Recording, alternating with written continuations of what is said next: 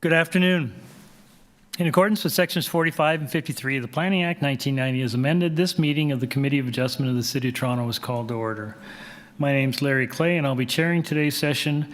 Panel members today are Ryan Bissonnette, Nazilla West, and Zahir Bayat. Our Deputy Secretary Treasurer today is Sabrina Salatino. We acknowledge that land we are meeting on is the traditional territory of many nations, including the Mississaugas of the Credit, the Anishinaabe, the Chippewa, the Haudenosaunee, and the Wendat peoples, and is now home to many diverse First Nations, Inuit, and Métis people. We also acknowledge that Toronto is covered by Treaty 13 with the Mississaugas of the Credit. Committee of Adjustment public hearings are now conducted in a hybrid in-person and virtual format. Some applicants and participants will make their submissions in person, and others will participate virtually by electronic means through WebEx. The meetings are also streamed on the Toronto City Planning YouTube channel, and anyone wishing to view the hearing may watch on YouTube. Those who want to participate virtually and have registered in advance will be connecting with their computer or telephone and have the option of participating via video or audio only. When your item is called, you will be unmuted by the moderator. For both in-person and virtual participants, Committee of Adjustment staff will share presentations submitted in accordance with the written submission deadline. People attending in person today who want to receive a copy of the decision of a committee on an application must first fill out a decision request card, and those participating virtually need to submit a written request for a decision by email.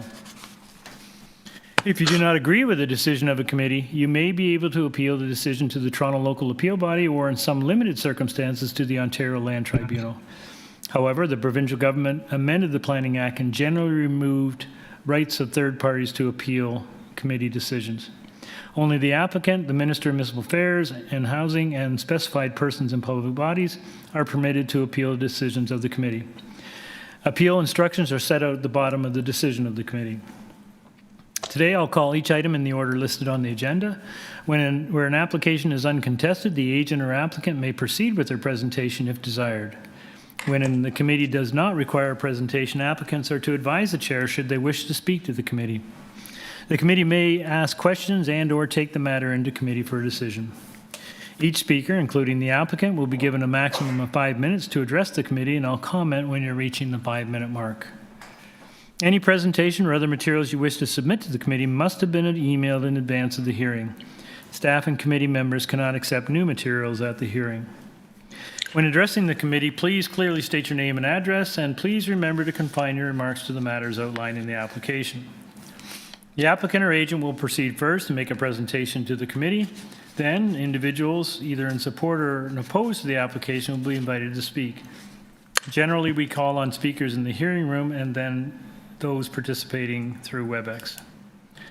Committee members may ask questions of each speaker after they have finished their presentation, and when all speakers are finished, the applicant or agent has an opportunity to rebut those issues that were raised by the speakers.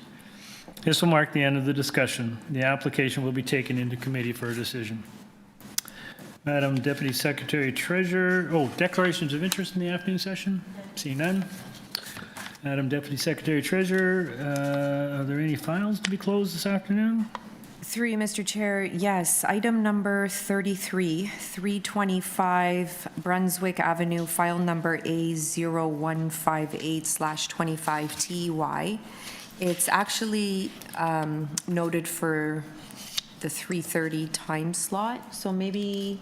Is there anyone, is No. the agent with us, or we don't need the agent, do we? I don't think we're going to need the agent, no. Why don't we, do you want to just do it now? Yeah, we Sure. can. And just so the members are aware, the city has processed a refund for this one, okay? Okay. So we're just going to get a motion to close. This is item, which number? Item 33, 325 Brunswick Avenue. Okay. I will move that we close this item. Do I have a seconder? I'll second that, Chair. Okay, Mr. Bayat, all in favor? That item is closed. Are there any deferral requests for this afternoon session? Yes, through you, Mr. Chair. There are 2 deferral requests. Again, both will be dealt with after our 3:30 time All right. slot. So item 31666 Strathmore Boulevard, file number A0156/25TEY. And item number 34, 160 Indian Grove, file number A0159/25TEY. Do you want to wait till 3:30? We'll have to wait till 3:30, yes. All right. Then we proceed with the afternoon's agenda, starting with item 19, 151 Ascot Avenue. This is an application to obtain a consent to sever the property into 2 undersized residential units and to construct 2 3-story semi-detached apartment buildings with front basement walkouts and 2 front and rear balconies on this ground, 2nd and 3rd levels. Also to construct 2 2-story semi-detached laneway suites in the rear yard abutting the laneway. There'll be a total of 5 residential dwelling units in each lot, 4 units in the mating building and 1 in the laneway suite. All right, committee has before it copy of draft R plan of survey, copy of plan of survey, site plan, floor plans, and elevations, 2 photographs of subject property, covering letter from the agent, and a brief received from the agent on April the 10th, email correspondence from community planning and transportation review, staff reports from engineering services and urban forestry. We have correspondence and support from 168 McRoberts, 150 and 152 Ascot, 8 form letters in support from 56 Nairn to 66, 77, and 74 Nairn Avenue. We have correspondence and interest from 157 Ascot and correspondence and opposition from 145. 2 pieces of correspondence from 145 Ascot. Through you, Mr. Chair, we do have the agent online as well as 1 registered speaker online in opposition. Okay, thank you. Good afternoon, Mr. Race. Good afternoon. Craig Race, architect on the application 100 Lombard Street. Great. We'll need a presentation from you, sir. If staff could please share supporting material, thank you. The application before you today is for a severance and for 2 attached fourplexes, each with a laneway suite. Next page, please. The property is located near St. Clair and Dufferin, within close walking distance of street and bus lines. If staff could please share supporting material, there should be a multi-page PDF.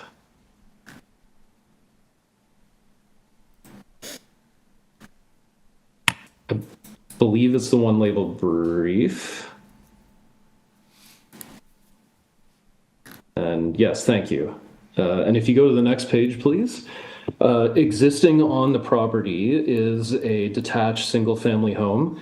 The property where this is being proposed is currently twice as large, essentially, as all of these surrounding lots.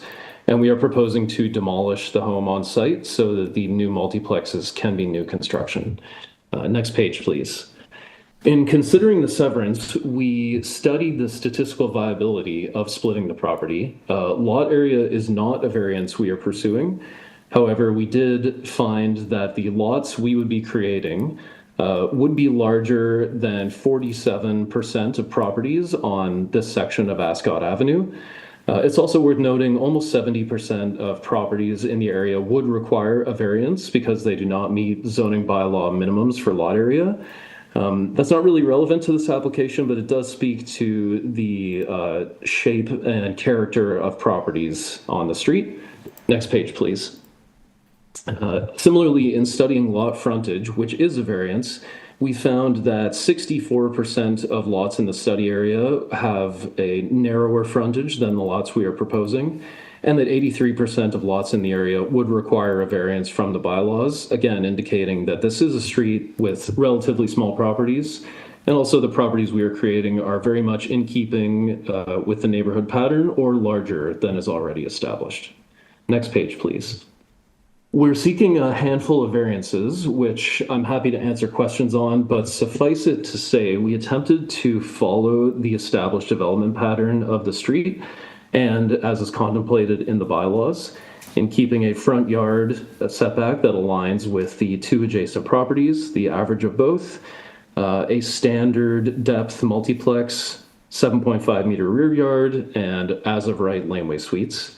Some of these variances are skewed by the fact this is considered an apartment building, which if you go to the next page, this is something that the bylaws fail to contemplate. If I were to walk you through these diagrams, on the left is what would be considered as of right multiplexes on the severed lot. If we were to create these with just a tiny 1 centimeter gap in between them, each property would only require one minor variance. But because we are creating these as semi-detached buildings, that introduces 9 minor variances because staff have elected to review these as an apartment building, not as fourplexes. This is an unfortunate technicality. I only say this to speak to the fact that we really did try to pursue the requirements of the multiplex bylaw. It's just the technical nature of how these projects get reviewed that leads to the number of variances we have. Next page, please. Further to that, we are attempting to follow soft landscaping requirements and other more technical provisions as closely as possible. We have reviewed this with community planning, and they're supportive of our site plan as well as the development in general. Next page, please. Finally, we did want to look at how many semi-detached homes there are in the area, and 71% of the properties along Ascot are semi-detached in nature. So we wanted to make sure that we weren't deviating from the development pattern and think that we follow the established connective tissue of the neighborhood. Next page, please. Last slide is simply showing neighborhood outreach undertaken by the owners. They have spoken to all the neighbors in this area and have attempted to address their concerns and get support letters where possible. And finally, on the last page, this is really something that we would have preferred to have pursued in an as-of-right configuration, as we do with most of our multiplex projects. However, we have a unique opportunity here, both in a double-wide property that we can turn into 2, and in the fact that this neighborhood has a connected, semi-detached pattern that we wish to follow. Otherwise, we've attempted to make every effort to follow permitted height, depth, and other provisions in the bylaw as closely as possible, while also getting support from stakeholders. And thank you, committee members. Happy to answer questions. Great, sir. We do have someone lined up to speak to this, but I just wanted to ask, so the laneway suites pretty much as of right? Yes, sir. No variances. Okay. All right. If we can, is our speaker online? Yes, through you, Mr. Chair. We'll hear from the owner at 145 Ascot Avenue. Hello. Hello. Hi. This is Annabella Gervais. I'm at 145 Ascot. Just a couple of points, if that's okay. So the severance of the property is not an issue with us. The issue we have are primarily 4. The aesthetic impact is definitely a major one. The block or that part of Ascot is a long-standing neighborhood of single-family homes. Yes, there are a majority are semi-detached, so we're fine with that. That's never been an issue. There are many other new builds that have gone up in the area in the last few years, which have been severed lots with single detached or semi-detached, sorry. The laneway construction is fine as well. That's not an issue with us. It is the 2 main ones, the 2 main buildings in the front. The main reason is the overcrowding and the infrastructure strain. So introducing 10 families in a footprint that is usually maximum 2 families is going to bring a lot of overcrowding as far as parking. There's already not enough parking for visitors coming to the homes that are on the street. So, in the mindset that even one vehicle per household of those 10 units is going to bring a lot of issues with that. Obviously, one of the bylaw variances is to not have the 7 accessible parking and not the 4 visitor parking that are required for this type of structure. So again, the parking is probably the major one. the proceeding of setting a precedence here, that's going to be an issue as well. Because, like I said, there have been many new builds in the area, which nobody has had any issues with, because they're semi-detached, single-family homes. Perhaps, some of them will have a basement apartment type of thing, but it's a lot less than 10 families in that square footage. The aesthetic is obviously the other part as well. It just looks completely out of character with the rest of the spot.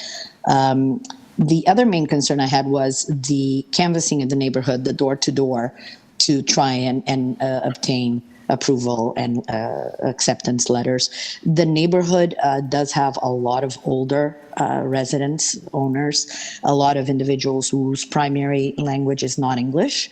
And so the concept, and they did come to my home as well, the concept from discussions I've had with them is that a lot of them didn't understand. Their concept was this was going to be severed, 2 homes built, in their thought, 2 single-family homes. So that kind of, I'm not quite sure, who they've spoken to, the other neighbors, to be able to do these letters of acceptance. But a lot of them did not understand exactly what was going on here.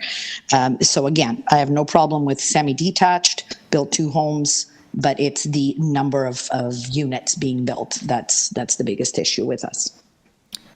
Thank you very much. Okay, thank you. Panel, any questions?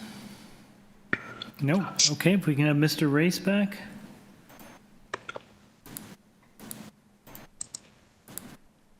Hello. Hello, sir. Happy to respond to that. So if the point I want to make is that if we were not pursuing a severance, this application would be fully as of right. The comments we got from both staff and neighbors is that the severance is not the concern here. And I think we've shown that we're creating properties that are in keeping with the established lot pattern of the neighborhood. So when considering that, every property in the study area would be entitled to a 4-plex and a laneway suite in the exact same size and shape we are proposing. That's because this is now an as-of-right typology in the bylaws. It is contemplated in the official plan, and it's been approved by council as part of their ongoing and ever-expanding EHON initiative. So when considering that, any property in the surrounding area would be entitled to the same height, the same depth, the same number of units, the same parking requirements, everything that we're seeking here. Unfortunately, the number of variances we're pursuing is because of the technical nature of it being a severance and 2 attached multiplexes. But we did go to lengths to follow the requirements of the bylaw as much as is possible here. And I think that that's echoed by staff's support of the application. I hope that properly addresses the neighbors' comments. We did receive comments of that nature from both staff and neighbors during our outreach, and we did our best to address them as effectively as we possibly could. Okay, thank you, sir. Panel, any questions? Craig, just the rear landscaping. I know you've indicated you tried to do your best, but you're still pretty light back there, 28%. Anything you can do to improve that? This was actually something we talked about a lot with community planning.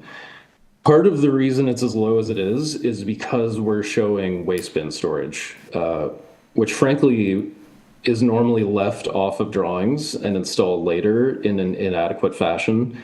We were asked to show that and to subtract soft landscaping for it. Similarly, the stairs leading up to the building are to provide 2 separate code-compliant exits, like means of egress, to 2 entries off the back of each building. Aside from that, we have minimum 0.9 meter walkways, and unfortunately, this is the maximum amount of soft landscaping that's possible, short of making the building smaller. So this was something we reviewed with planning and determined was an acceptable statistic. I suspect you might know what I'm going to ask, but 2 things. Is the stairs wood stairs? Likely or concrete, that's yet to be determined. The walkways, any chance they could be permeable pavers? Absolutely, yes. I mean, that, as you know, that might help a little bit. I think those are conditions we'd be willing to accept. Wood, porches and stairs, and permeable paving, absolutely. Okay, thank you. Panel, any questions? No questions? Okay, let's go into committee.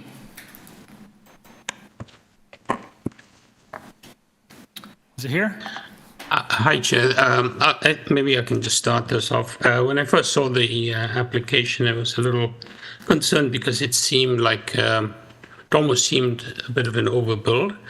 However, I think with looking at the brief that the agent has provided us with and looking at what is possible as of right, what is allowed as of right, and the generation of variances as the three diagrams have indicated, I think this is an acceptable and supportable application. I was concerned, as you have noted, the soft landscaping concerns, but I think the explanation merits attention there. There are no concerns from planning.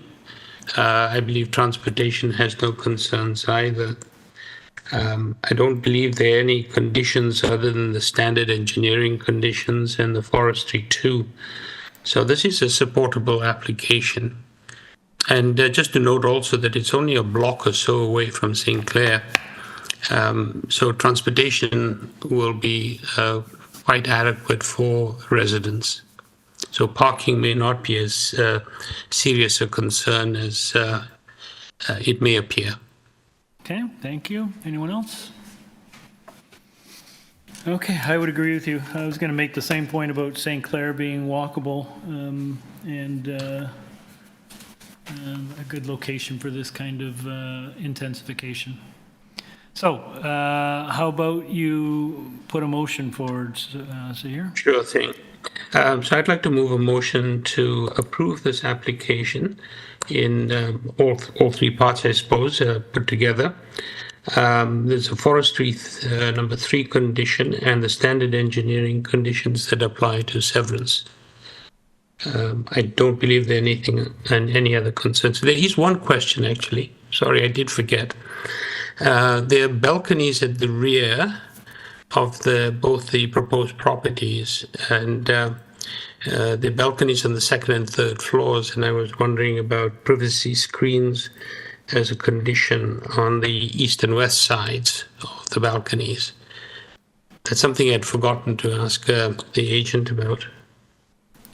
Well, let's go to committee. I'm sure he'd be amenable, but let's just double check. If we can go to committee, Mr. Yeah. Reese. Thank you.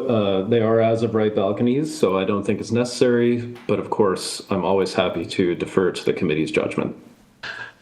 Thank you, because I'm just concerned about privacy for the neighbors and it may make it more palatable.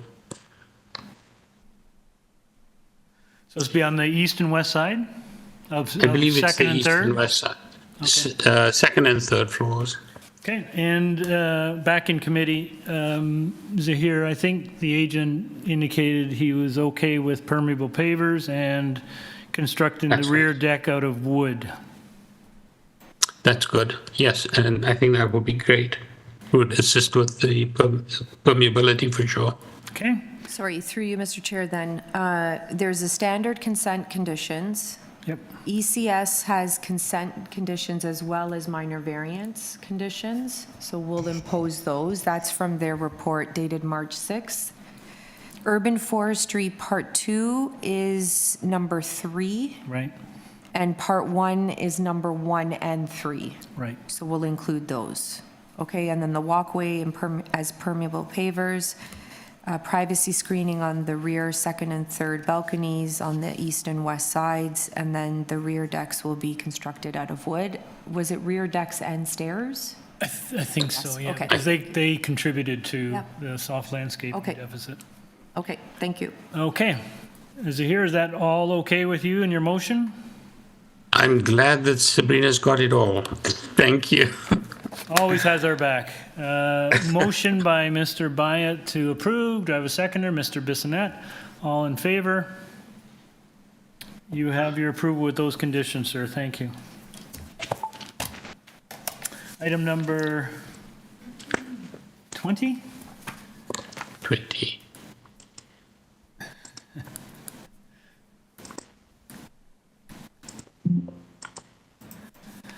Uh, 2100 to 2110 Yonge Street and 8 to 12 Manor Road West. This is a consent to strata severance and to create various easements rights of way. Committee has before a copy of the draft R plan of survey, covering letter from the agent and support materials from the agent, email correspondence from engineering and from community planning. Do we have the agent? Yes, through you, Mr. Chair. We do have the agent online, no registered speakers for this item. Good afternoon. Hello. Good afternoon, Mr. Chairman and members of the committee. My name is Annalisa Longo, and I'm here today on behalf of Rockport Young and Manor, Inc. We're the owners of 8, 10, and 12 Manor Road West, as well as 2100 to 2110 Yonge Street in Toronto. And I'm also joined by Maya Kirschmar, who is our project surveyor, and she's most likely the other speaker that is registered as well. She's here to just help answer any questions, if there may be any. Okay, this feels like a pretty technical variance or consent, so I'm not sure. Do we need a presentation, or would you rather just go to questions? Maybe a very simple, quick explanation might help. Sure. I'm happy to. Okay, I'm so happy we'd like maybe just a quick overview. Alrighty.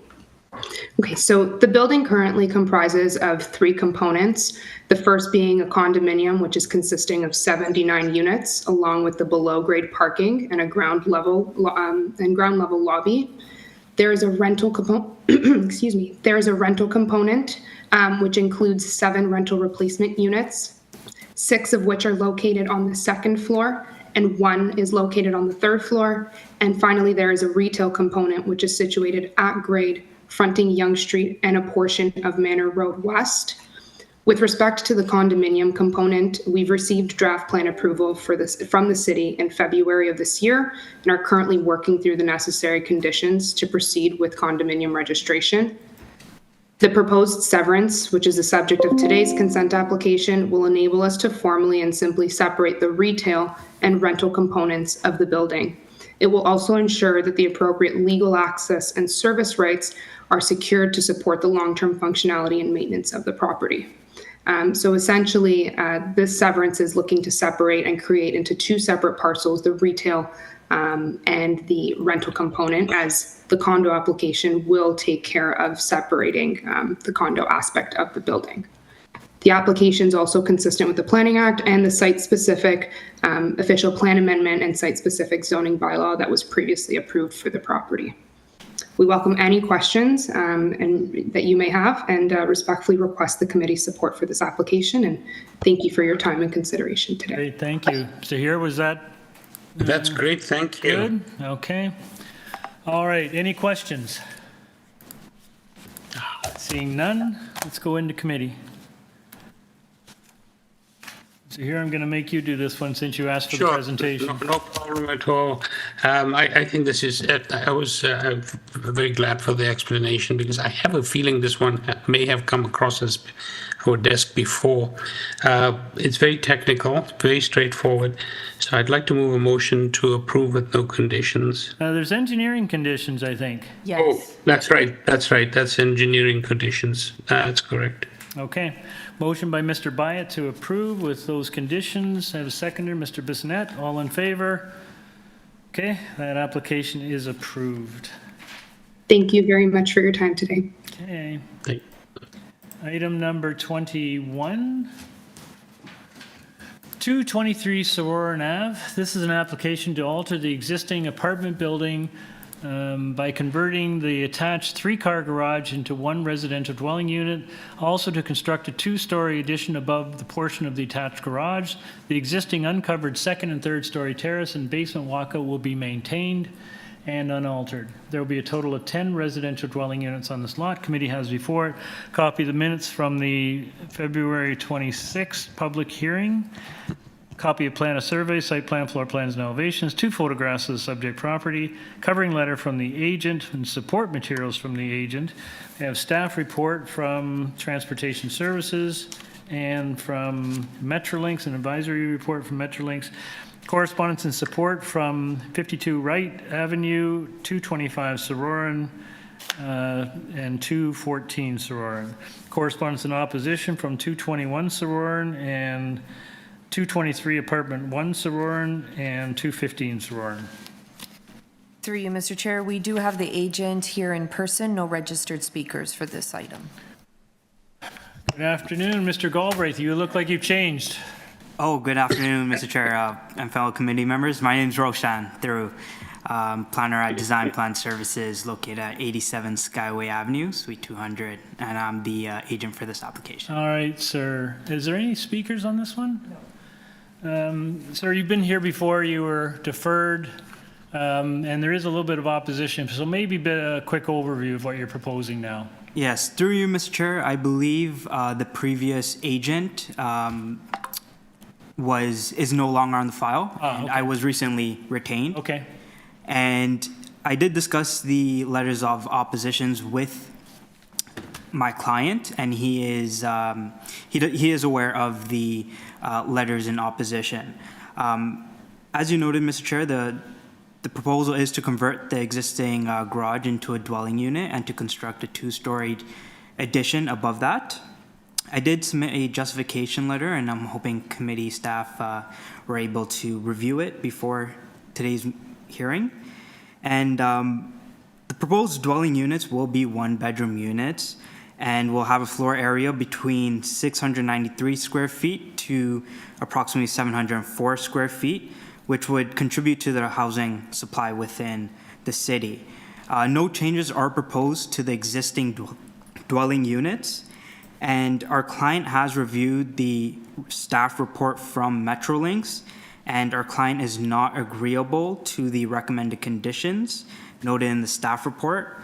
Our client did note that he would rather have the application refused than have the conditions imposed by Metrolinx. To provide a brief summary of the variances, we are only seeking 2 variances, which is for the maximum FSI and the required bicycle parking.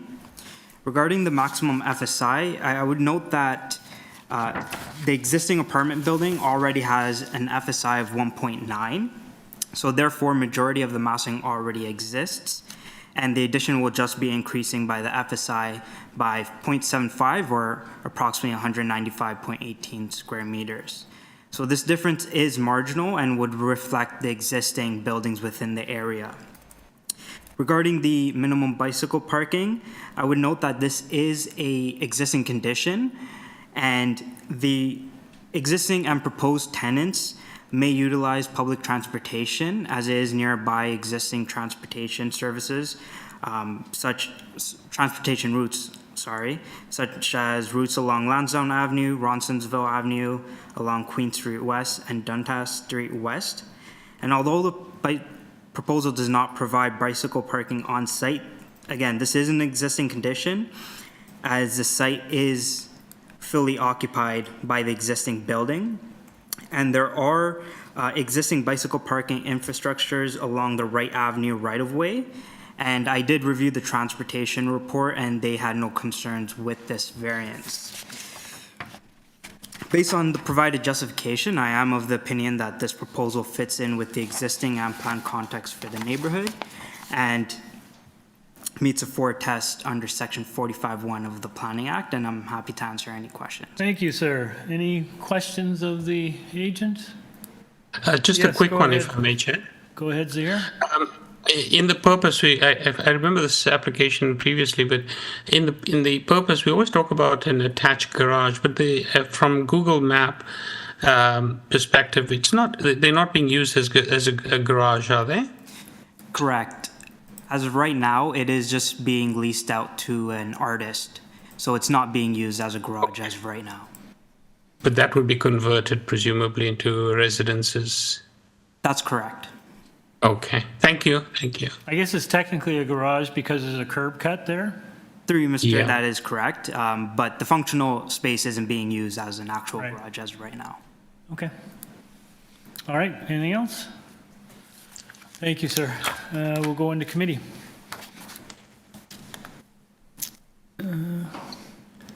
Anyone want to take a crack at this one?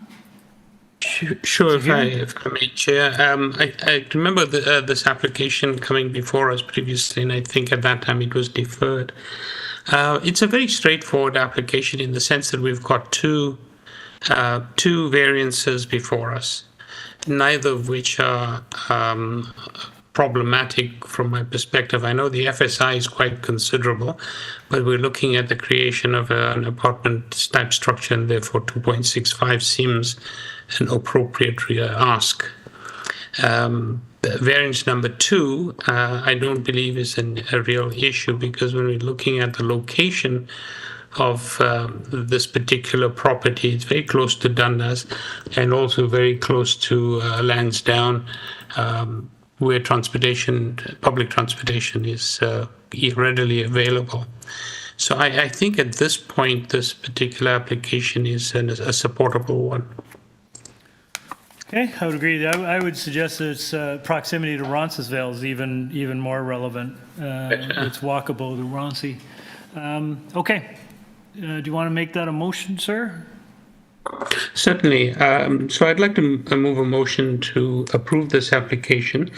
And I noted the agent's comment about Metrolink's condition, but there isn't a condition, it's an advisory. Well, they do ask for the easement, and we've typically not enforced that in the past, so I think we're fine by not imposing that condition. There is a transportation condition, though? Yes, there is. They have to restore the curb cut. Curb cut. So I think that's the only condition that applies. Okay, motion by Mr. Byatt to approve with that condition, seconded by Mr. Bissonnette. All in favor? You have your approval, sir. Thank you for coming down. Thank you, Mr. Chair and fellow committee members. Have a great day. Thank you.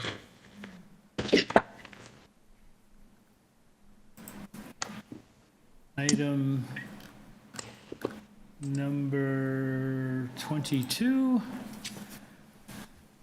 19 Garnet Ave. This is an application to convert the existing two-story detached dwelling into a triplex by constructing a complete third-story addition, a rear three-story addition with decks, platforms, and a staircase leading to each level. The existing rear one-story ancillary building will be demolished, and there'll be a total of 3 residential dwelling units on this lot. Committee has before a copy of the minutes from the March 5th public hearing and the materials submitted, copy of plan of survey, site plan, floor plans, and elevations. No correspondence on this application. Through you, Mr. Chair, we have the agent online, no registered speakers for this item. Good Hi, afternoon. Good afternoon, Mr. Chair and panel members. My name is Eloisa Rivera, and I'll be speaking for 19 Garnet Avenue. So, yes, thank you. Thank you, ma'am. So you were here previously? Yes. And you were deferred. Can you remind the panel why you were deferred? Because of the feedback that we got regarding the soft landscaping, so we made some design changes to address the concern, and the current proposal reflects these revisions. And we were requested to defer to now, so that we have enough time for new notices to be circulated to the community as per the Planning Act requirement. Okay, so you've met the required soft landscaping, have you? Yes, and so we are now given 2 minor variances that we need to bring to this application hearing. Okay, thank you, panel. I don't think we need a presentation, but does anyone have any questions? Sahir?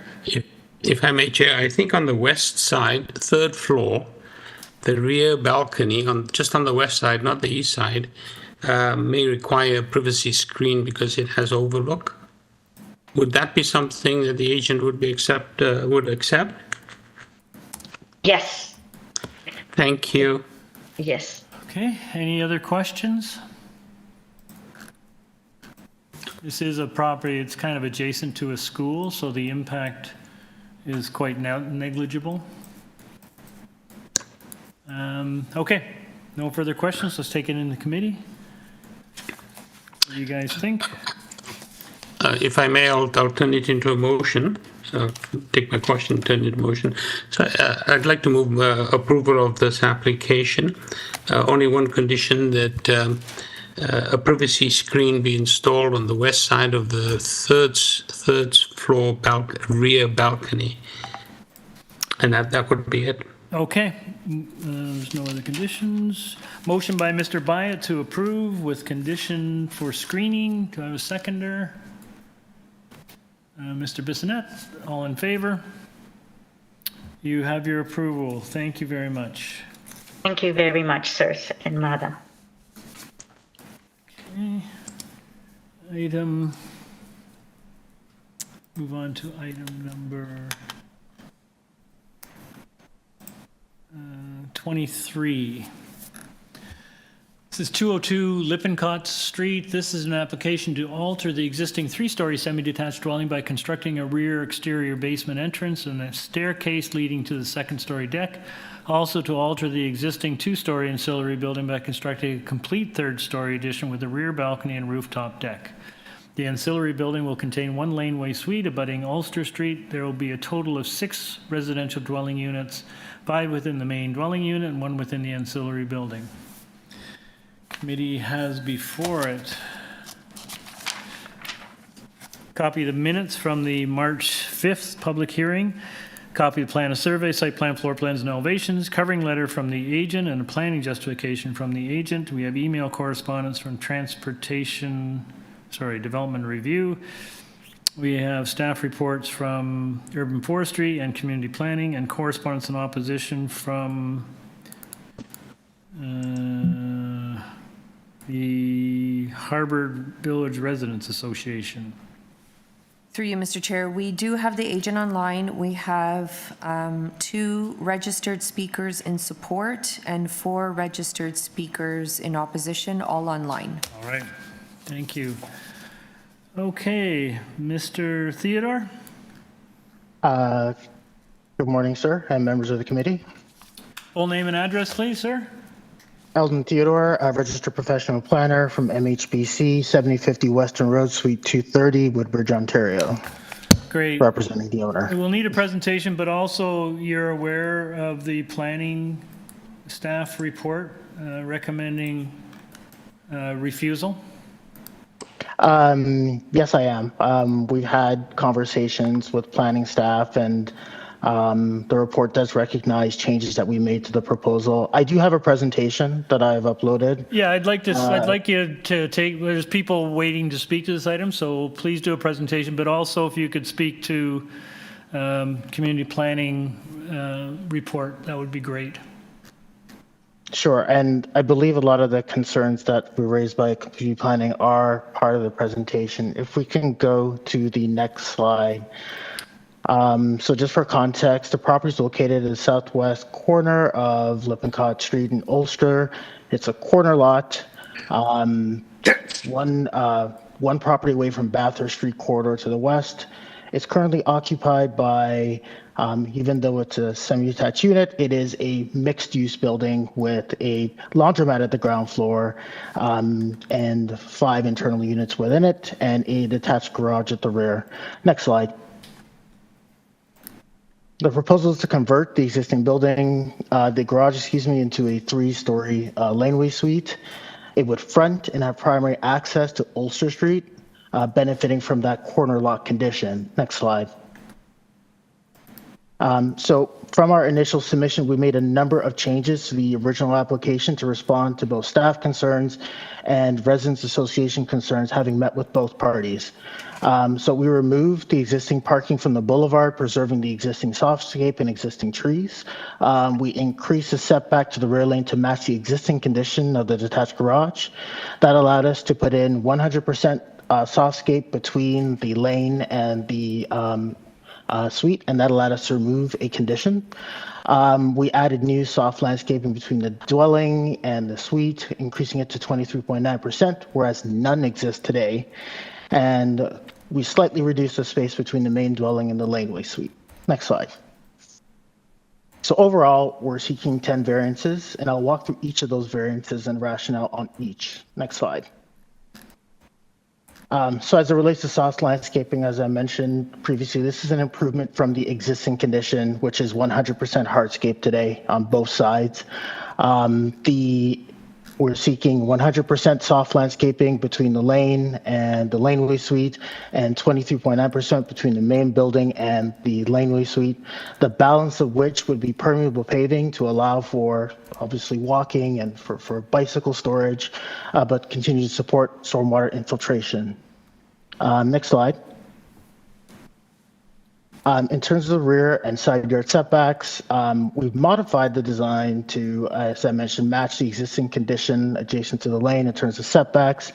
So this is now in keeping with the pattern of detached garages along this laneway and in keeping with the original footprints of that garage for the most part. And we've limited openings along the south wall and have screened any open areas with opaque screens to limit overlook. Next slide. So we sought relief on separation distance between the laneway suite and the main dwelling and the angular plane provisions, as they are no longer applicable to Ontario Regulation 462-24. And as such, these variances that we're seeking are technical in nature. Next slide. In terms of height, we took a look at the context and took that into consideration. This property is an end of block condition. It's not mid-block. The end of block lends itself to a unique opportunity to be able to do more than you do internally. And we recognize within this neighborhood, there are instances where there are severed 3-story laneway houses. In my view, this is a condition where you'd want to see something a little bit different. So this proposal is comparable to the heights of the main dwelling, as well as in keeping with 2- and 3-story dwellings along the Ulster Street streetscape. We can go to the next slide. Just thinking about the planned function of the broader context, and the city through its EHON already allows for 6-story as of right on Bathurst Street.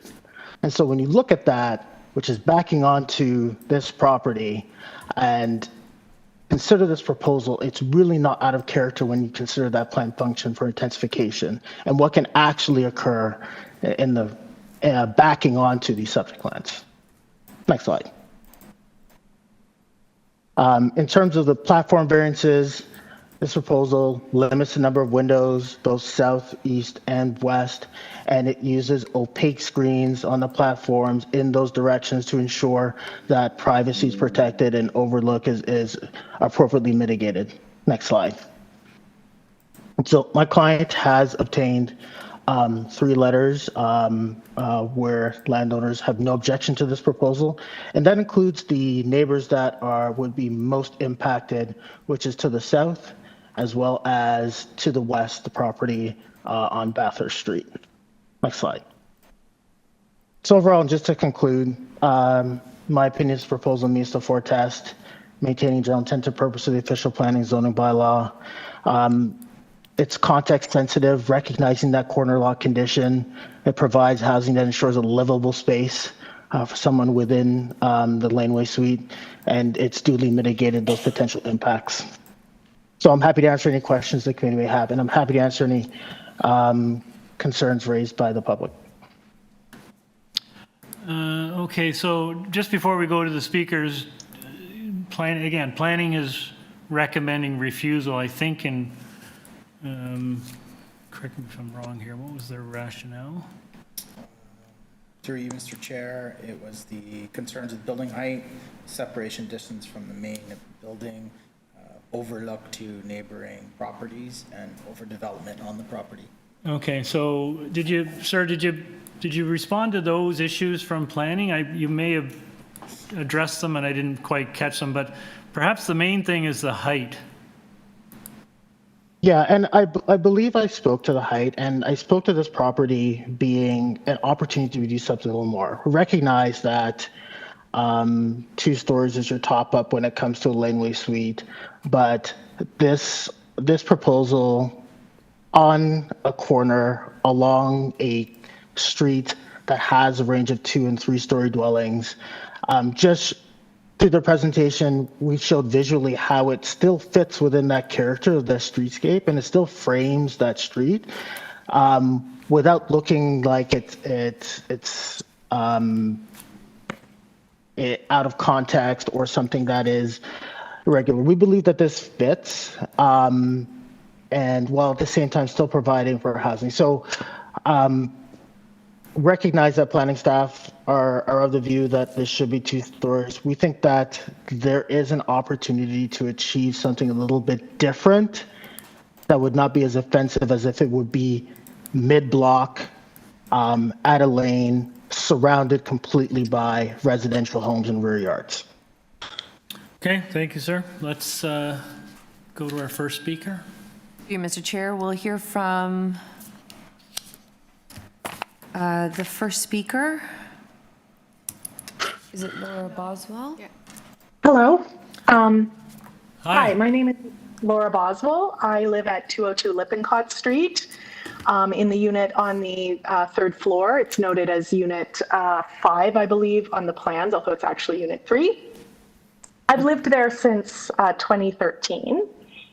And I would like to provide some context for this application that I believe is missing, which is that there are not currently 5 dwelling units on the site. There are 7.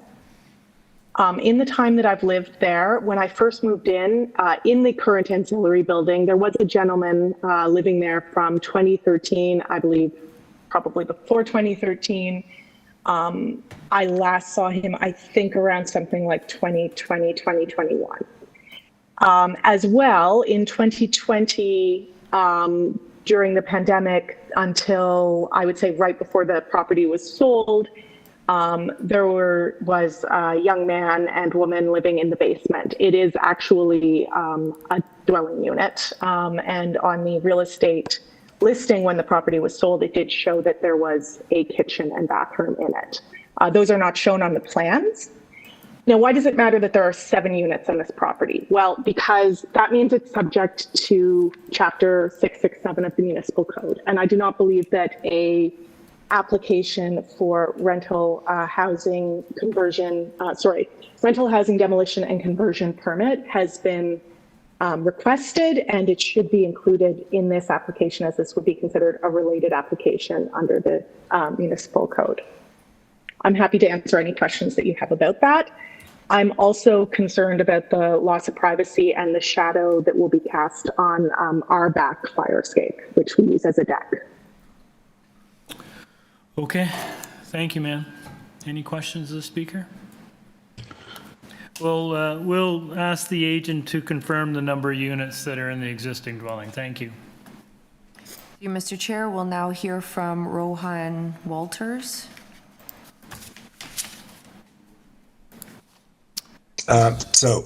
My name is Rohan. I am the designer working with the client and the agent. I really have nothing to say. Eldon has done a terrific job. As far as I know, there is no residence in the basement. And I was there.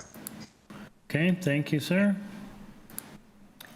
Through Mr. Chair, we'll hear from, well, we do have someone else in support here, but it might be part of the group, the agents group. Stephen?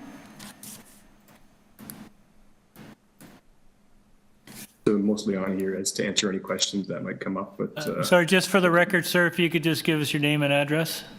Yeah, first Stephen Slavodian, and part owner of the company that owns the property. Home address is Coburg, Ontario. Okay, thank you. All right, if we can get our next Yeah, speaker. next speaker, Kristen Hawks.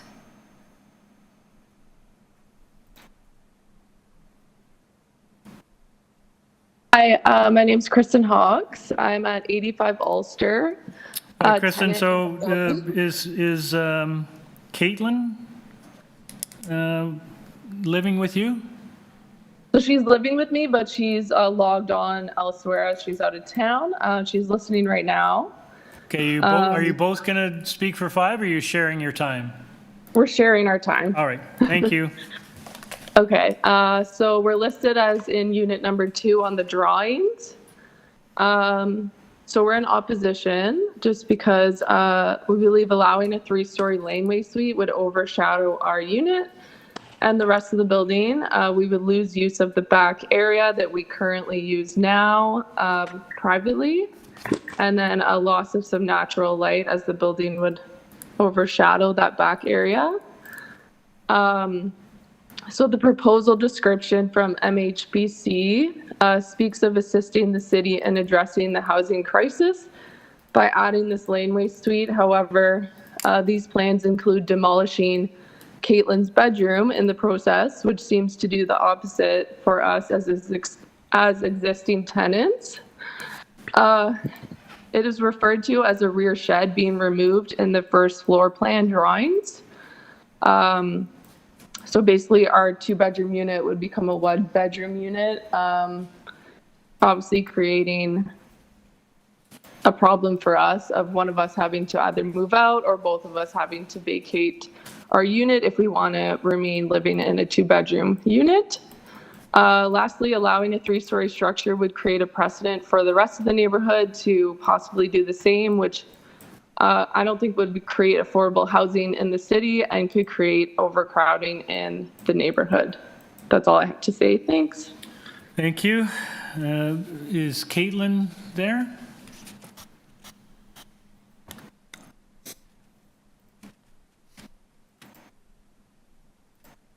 From 85 Ulster. I'll make it quick. The displacement of the existing bedroom that I've been using I've been in the unit since 2021, been living there. So they have taken off on the plans. It said original bedroom shed, and now it doesn't say anything. So as if nobody is existing living there. So the displacement of a resident, I think, is a problem in this proposed plan and evicting 1 out of 2 tenants. I also think the community well-being and the green space of the plan is being there's a small greenery in the back, and this plan involves completely replacing it with concrete structure. So we will no longer have a backyard. This also removes natural habitat, and the shadowing again from the 3-story alleyway dwelling will also be covering our neighbor who has an entire vegetable garden back there as well. So I just think the height of the building itself and the privacy factors are issues for us, and the fact it's displacing our tenant as well. Okay, thank you. Any questions of these 2 speakers? No? All right, we have one further speaker. Yes, through you, Mr. Chair, we'll hear from Sue Dexter. Members, can you hear me? Yes, we can. Name and address, please. Yes, my name is Sue Dexter, Dexter. I live at 97 Wilcox Street, Willcocks Street. I'm on the board of Harvard Village Residents Association, which is bounded by Spadina, College, Bloor, and Bathurst. Regrettably, the delay granted by committee's deferral has not led to changes that address our principal objections. We oppose granting the variances sought in this application. This is known to the developer. Our opposition is supported by several local neighbors, a recent TLAB decision, and by continued objections from city planning. We are a low-rise 1890s neighborhood characterized by 23 named lanes used in Victorian times for stables and workshops, more recently for laneway housing. We were full participants in the exhaustive, years-long public and individual consultations with city staff that led to the laneway housing bylaw. Restriction to 2 stories was to ensure the laneway building is sympathetic to existing built form, that it would be clearly subordinate to the principal residence, while addressing the need for additional secondary housing that would be sized to keep rents low. It was never designed to create housing equal to or taller than the main house. The 3 stories requested in this application would violate the hard stop at 2 stories. In terms of what the applicant said, Bathurst was always there. The development rights on Bathurst remain unchanged. There was never a provision for an end of block step up, and to grant a step up is to confer a special advantage to the people who own those properties.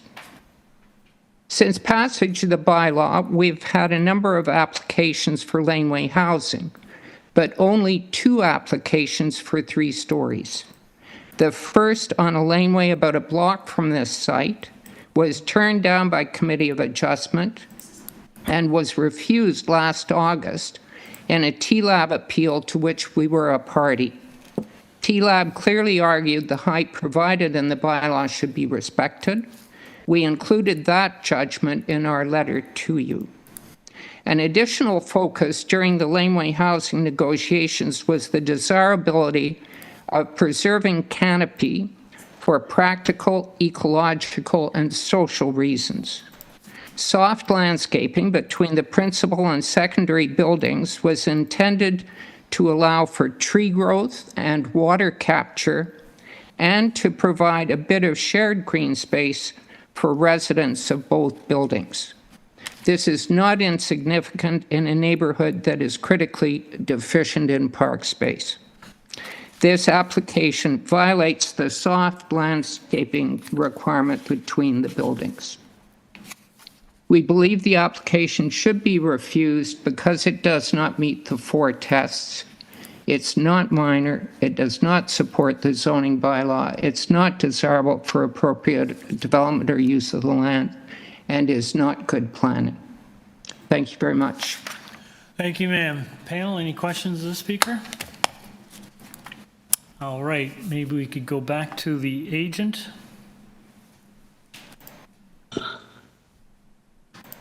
Mr. Theodore. Yes, sir. I'm happy to respond to all the comments that have been shared. So I'll start with first the comment that there are 7 units. What I know from the plans that have been provided to me and the plans that we've worked with and what has been assessed by our housing designer is that this building has 5 units today. We don't know what the history of the past is or was, but that's the information that I have to work with.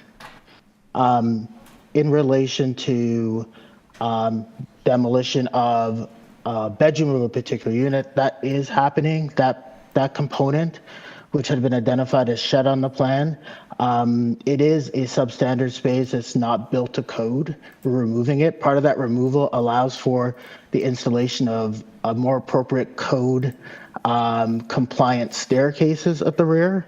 And it also allows for that ability to increase some of the outdoor space at the rear of the yard. As it relates to accommodating tenants, that's something between the tenant and the landlord, and there are already requirements in the city to assist with rental relocation in those circumstances. Should that be the case, and should that have to occur as part of that when this application eventually moves forward? As it relates to concerns about specific shadows, shadows from this proposal would fall northwest to northeast. So as it relates to shadows being casted by this proposal, and just to the point, you don't typically take shadow studies for anything below 5 stories.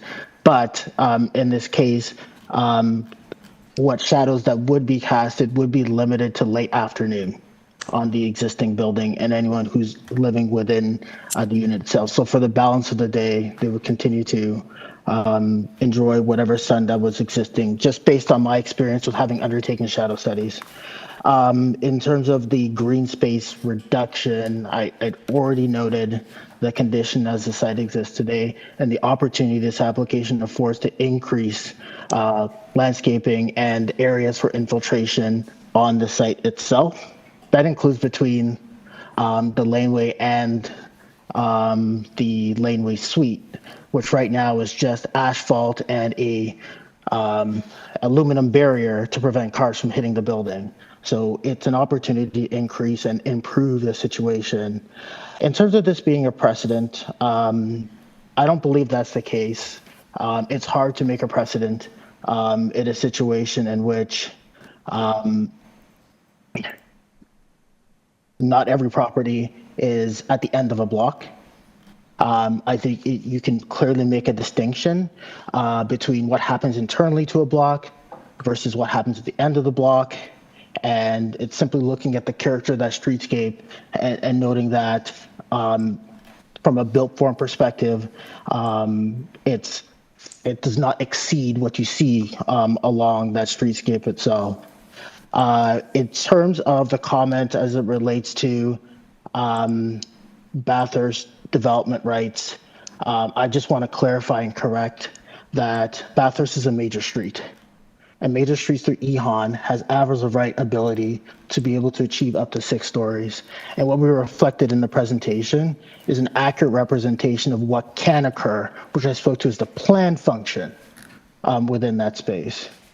And just last but not least, the point is that this is a neighborhood that is quite eclectic. It's evolved. There are different heights. It is a dense environment, and we believe that what we're proposing is fitting within that eclectic nature and that density that we see, and would be able to achieve that without having significant impact on the surrounding context. And again, I'm happy to answer any questions. Great, thank you, sir. Panel, any questions of the agent? If I may, Chair, just a quick one. On your site plan, you have a paved boulevard indicated where you've got about 4 vehicles parked, in your diagrams. Is that public property? Is that city-owned property, the boulevard? So for clarity, the current plan going forward does not show any cars within the boulevard. And yes, that is public property.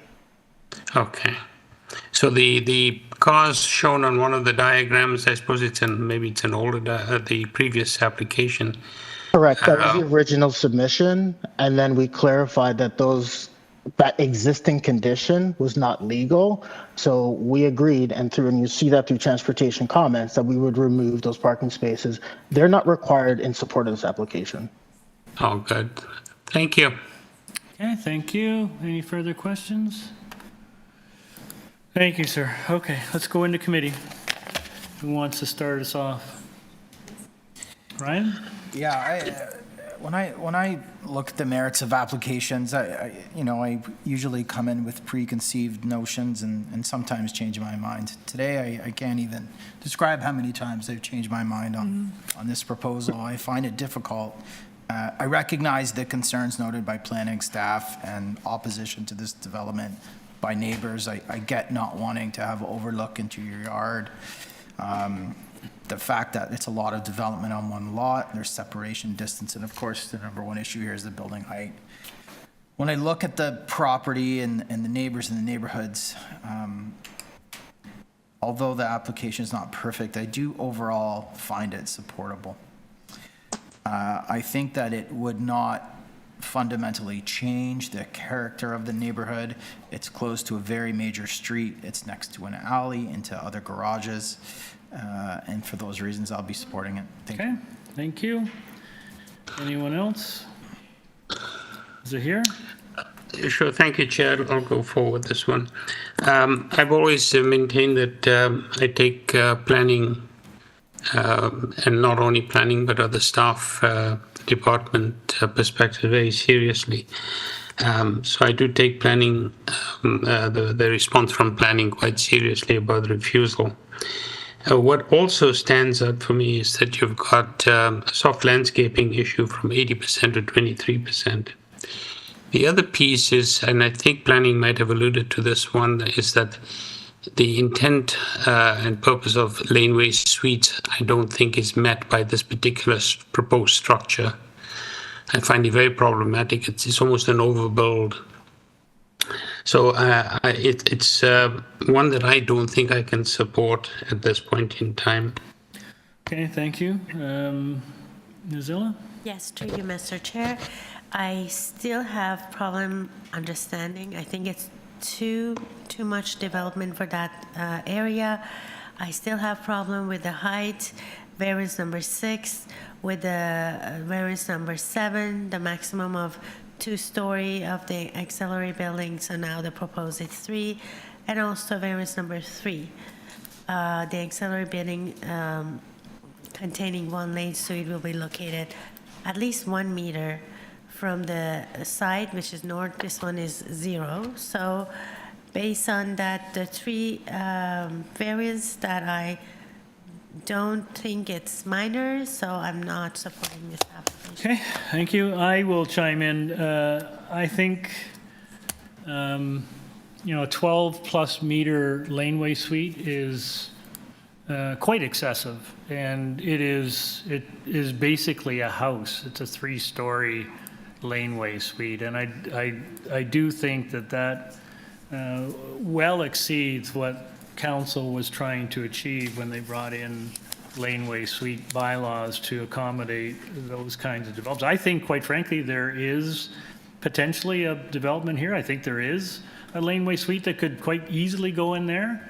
2-story, maybe 2.5. I don't even know. I wouldn't want to speculate, but a 3-story with a rooftop deck, in my view, is way beyond what the bylaw contemplates. I'm not as fussed about the separation distance, and I think they've done a good job of trying to accommodate the soft landscaping issue. So I'm not as fussed about that, but I think the height is just simply way beyond what is reasonably and what could be reasonably expected from an applicant for a laneway suite. So I will not be supporting this application either. So I'll look to someone, Nizilla, maybe you could move a motion. To you, Mr. Chair, for the reason I mentioned, I want to put forward a motion to refuse this application. Okay. Motion by Ms. West to refuse. All in favor? Seconding. I'm sorry. Sorry, I've screwed up my Robert's rules. Seconded by Mr. Byatt. All in favor? Opposed? Mr. Bissonnette dissents. This application is refused. Thank you. Thank you. Through you, Mr. Chair, we'll take a 15-minute break and then start the next set at 3:30. Okay.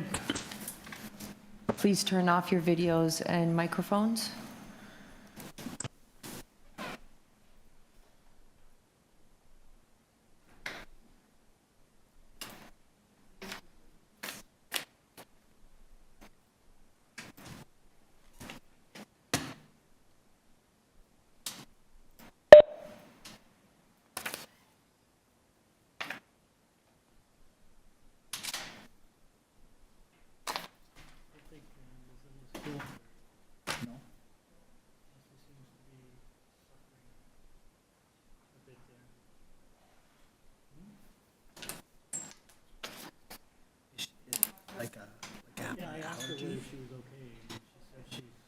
Allergy type of.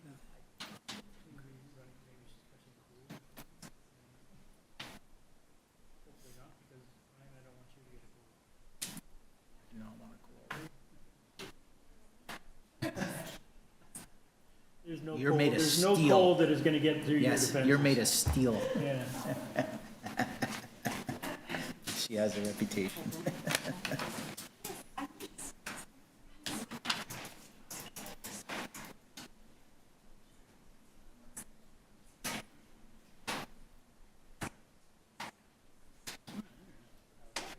Yeah.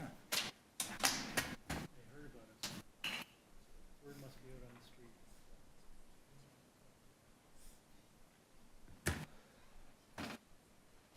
Okay. So, is this our last agenda package? Yeah.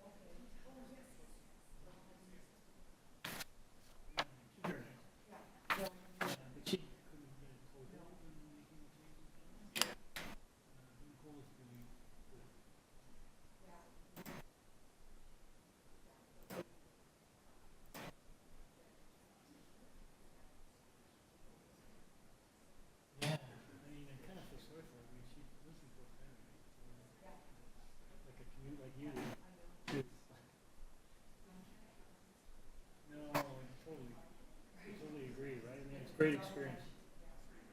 Good exposure. And, when you go to be chief planner at Peel Regional, I guess they don't have planning there. You can be chief planner. Yeah, I think Peel Region still has planning. No, I'm lobbying to get her to be chief planner for Caledon. We were in hands time yet.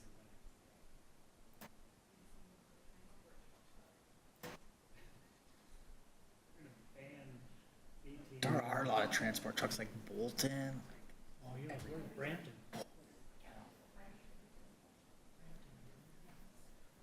You know where there's no transport trucks? In the beaches. But I get We the can send them down there if you want. I get the the streetcars. Yeah, I don't even notice it.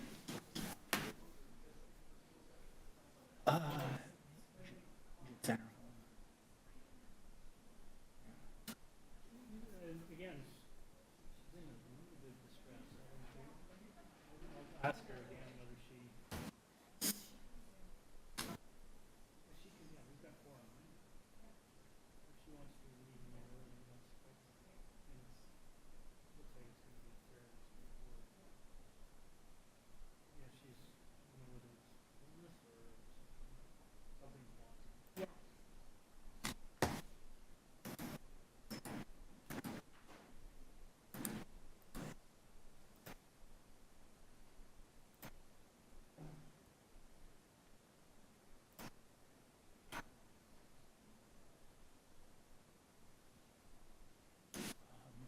Should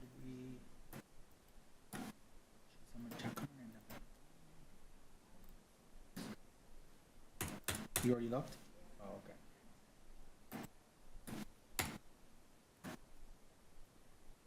I hope it wasn't lunch because I suggested where we went for lunch.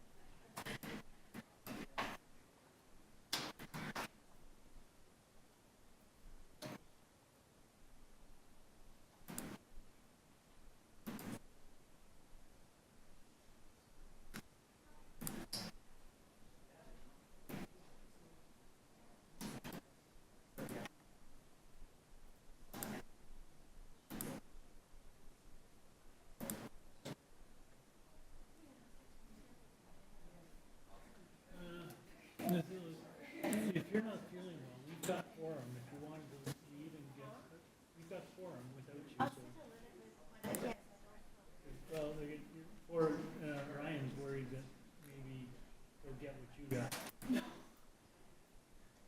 I think Mostly Larry's concerned about you. worried. Yeah.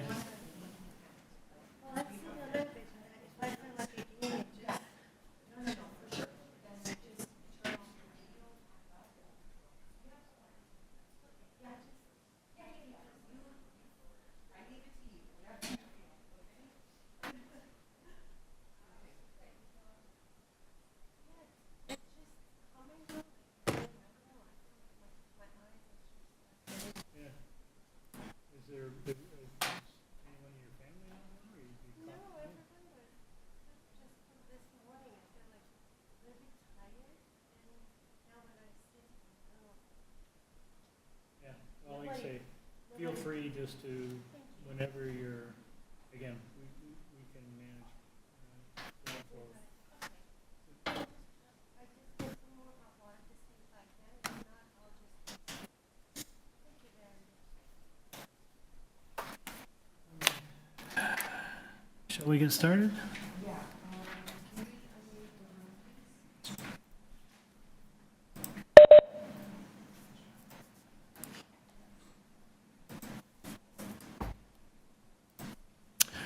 Okay, we live? Yes, so through you, Mr. Chair, we can deal with one of the deferral requests because it's part of the 3:30 time Right. slot. And that would be item number 31, 666 Strathmore Boulevard. And we do have the agent online and no registered speakers, so you can just read this one into record and then we can proceed.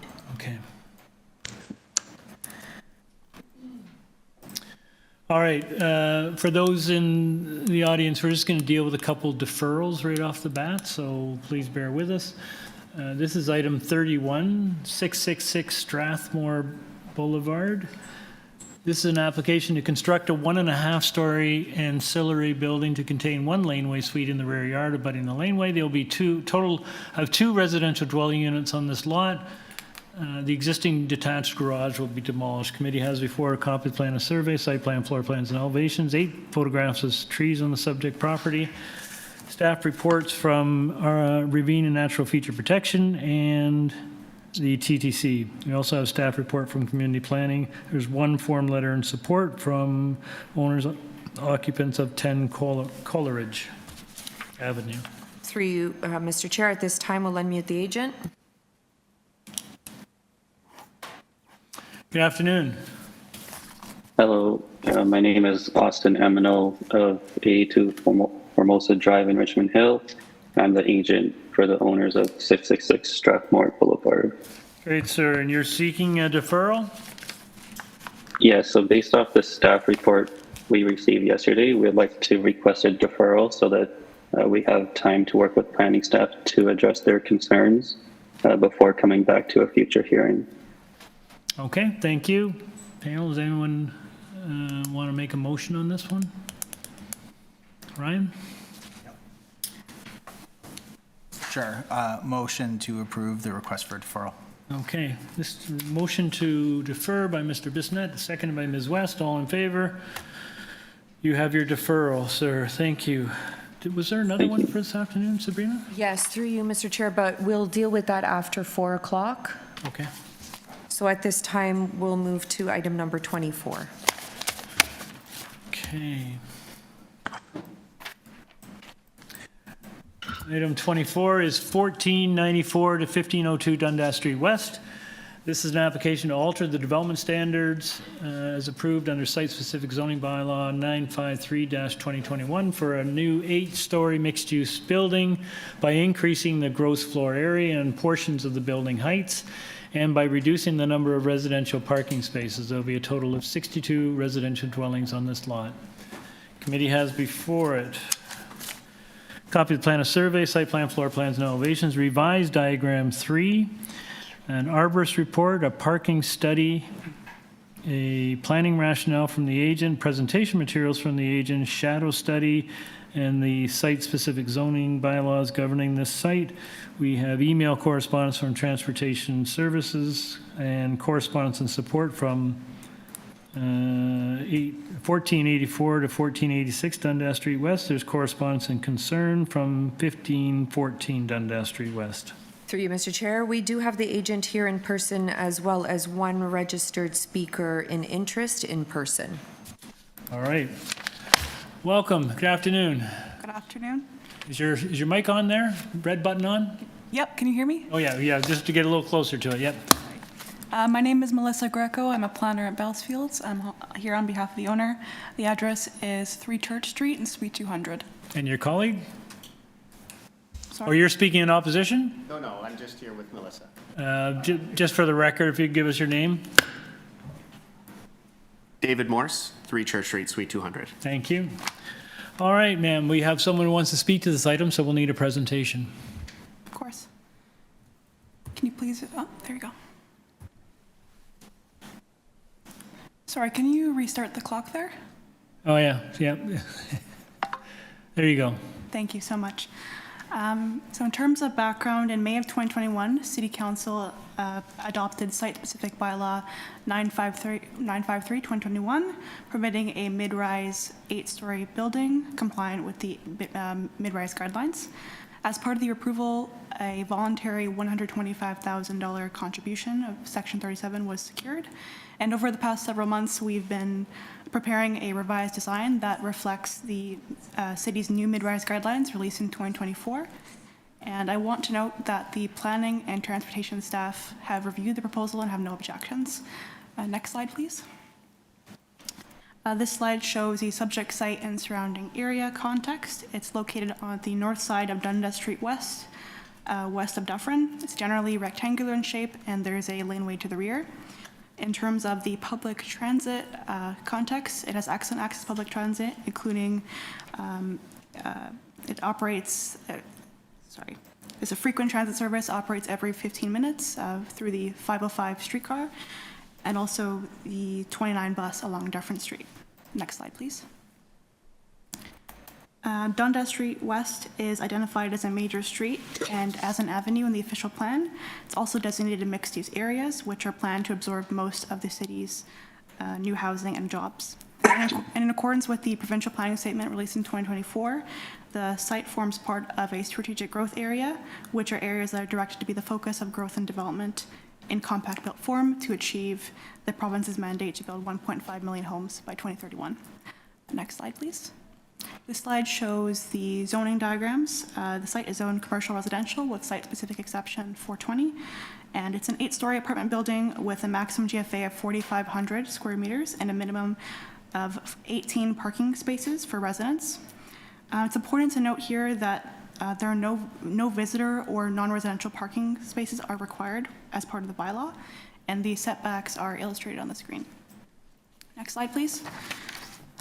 On December 5th, 2024, the Planning and Housing Committee adopted an updated version of the mid-rise guidelines, which apply to all new mid-rise developments in the city. And the main purpose is to respond to the city's climate action goals by optimizing building layouts through eliminating building stepbacks, particularly along the front and rear of the buildings, and also to unlock additional dwelling units to respond to the city's housing crisis. And the slide here shows that the guidelines recommend 1 pedestrian step back above the street wall as opposed to the 45-degree angular plane in the previous guidelines.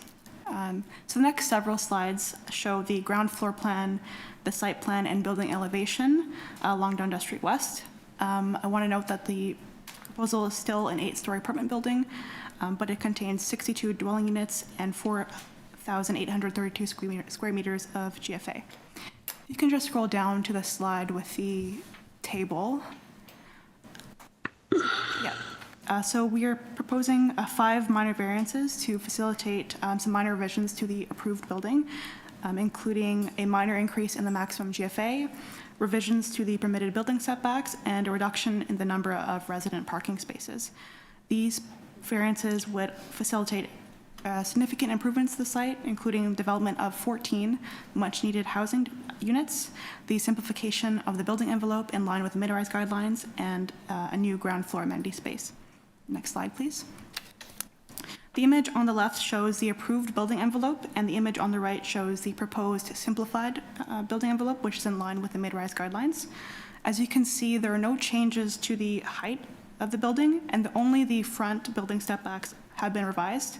And also, as you can see on the right image, instead of the 3 stepbacks starting at level 6 or 16 meters, the proposal would include 1 stepback at level 6, as recommended by the city's perception stepback guideline. So I want to reiterate that there are no proposed changes to the south building setbacks along Dundas Street West, nor are there any other changes to the other stepbacks or setbacks within the building envelope. In terms of the parking variances, the proposal would reduce the number of resident parking spaces, which is in line with the city's current direction to reduce car dependency, especially in areas with that are well served by public transit. We would be removing the stacked parking spaces and would be replacing them with indoor amenity space that would better benefit the residents of the building. And as noted in the email from transportation staff, they have no objections to the proposed 0 parking spaces, given the site's constraints and availability of on-street parking. And in summary, I just want to reiterate the requested minor variances will directly contribute to the provincial target to build 1.5 million homes in 2031, will meet the intent of the zoning bylaw and new mid-rise guidelines, will meet the 4 tests outlined in section 45(1), and importantly, the councillor's office, planning staff, and transportation staff have reviewed the proposal and have no objections. With that, I'm happy to answer any questions. Thank you, ma'am. We will hold any questions. We have one speaker. Is there someone here? Come on up, sir.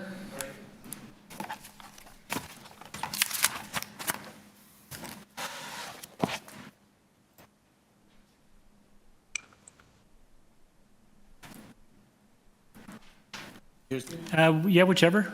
Cool. Good afternoon. If you could just give us your name and address, please, sir. My name is Janeshwar Singh, and my address is 25 Odd AWDE Street. Okay. Sir, you have 5 minutes. Wonderful. Yeah, so I am here as a close resident of this proposed, this project that is being proposed for this variance here. And I am here today just because I'm concerned of the potential ground-borne and airborne vibration that will come from the anticipated construction activities on my home during the planned demolition and construction, and the ongoing impact of the intended activities of the structure within this proposed construction variance.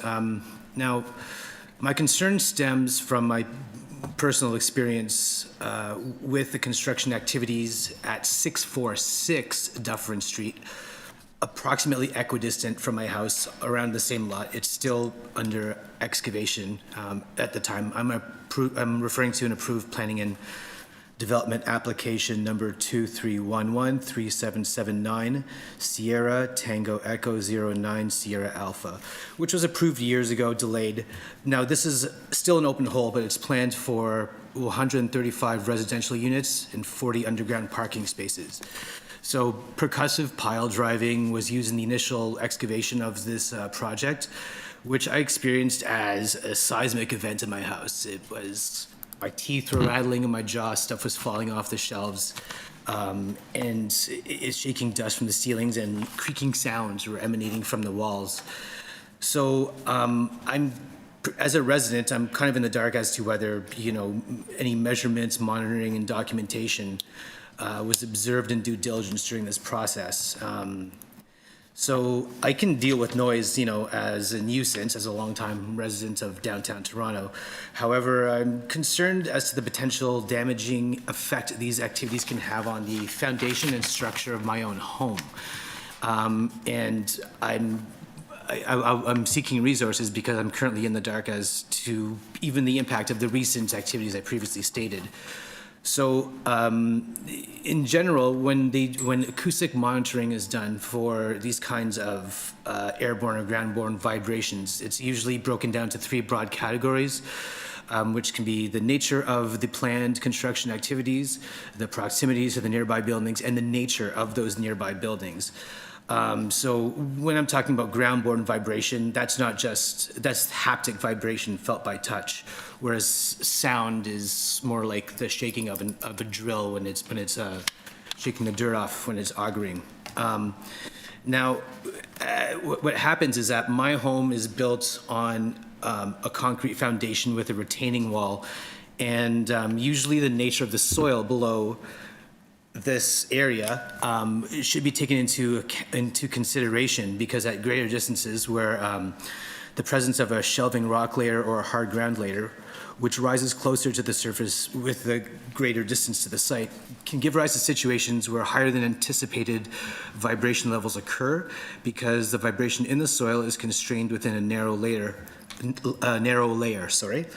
This consideration relates directly to my home. And then, in addition, the ongoing activities that will be occurring within the structure, sort of like from high impact activities, including research activities and, the critical data centers and precision manufacturing, these ongoing activities can also create this. So having sort of sourced a lot of this information from a Toronto-based source, Acoustical Consultants, acoustical-consultants.com.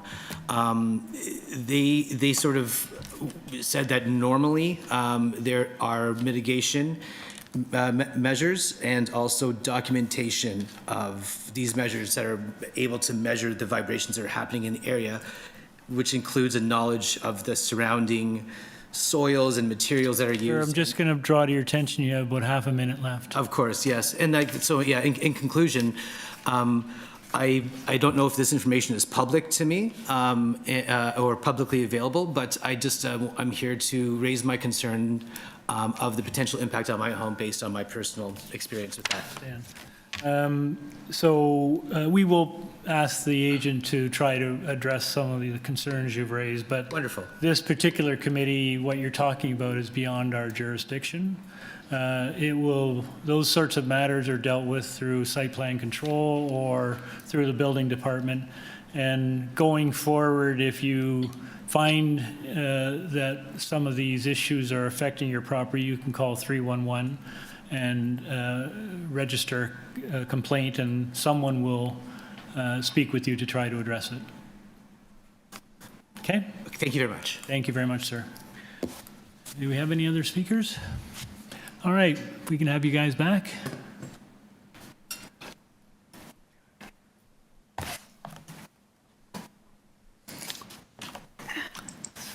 Okay, thank you. Those are the sorts of issues I presume you're going to address as the development goes forward, but do you have any comments on what you just heard? I would just note that Odd Street looks to be about 1 or 2 blocks away, so it's our opinion would likely not be impacted by this development since we're fronting onto Dundas. I'd also note that during the site plan process, the owner will be preparing a construction management plan, which will better address the vibration impacts and structural integrity, and those will be publicly available for residents as well.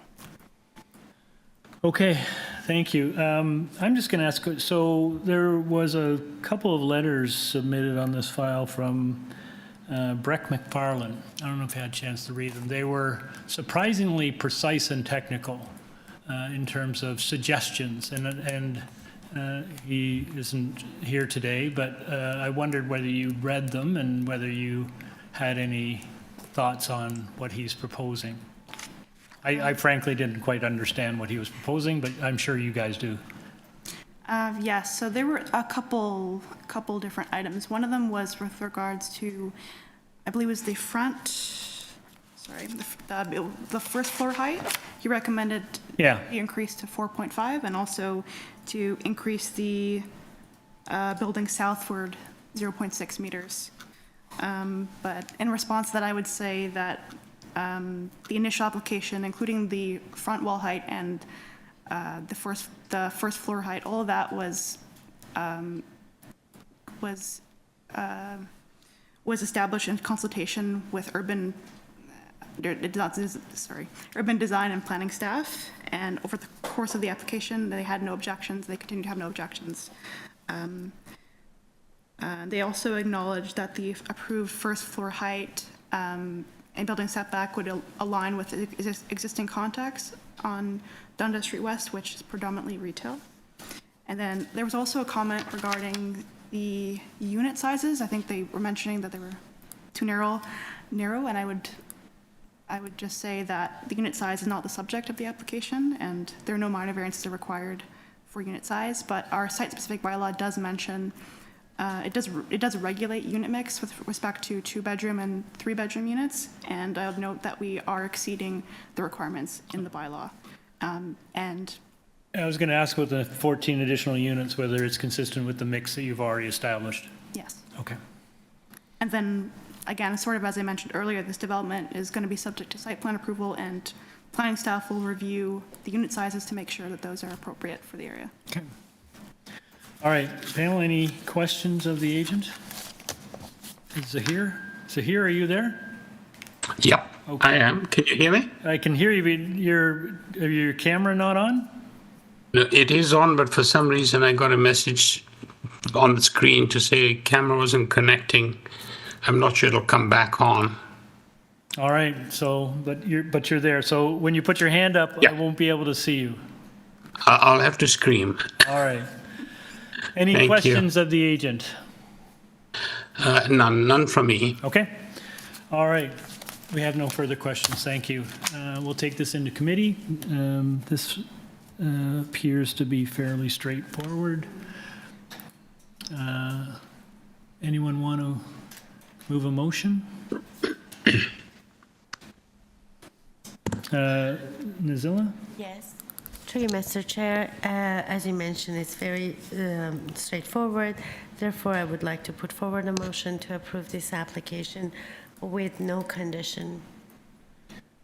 Okay, There's no- yeah, so they talked about the additional contribution for the additional units, but that's not a condition, so I assume they worked that out on their own. Okay. All right, motion to approve by Ms. West, seconded by Mr. Bissonnette. All in favor? Zahir? Yes, I am in favor, Okay. Chair. Thank you. You have your approval. Thank you.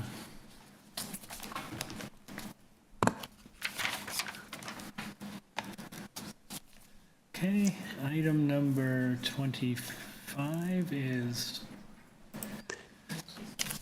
Chair, if I may just log out and I'll log back in because it looks like I'm frozen. I think WebEx is reporting a problem for me. okay.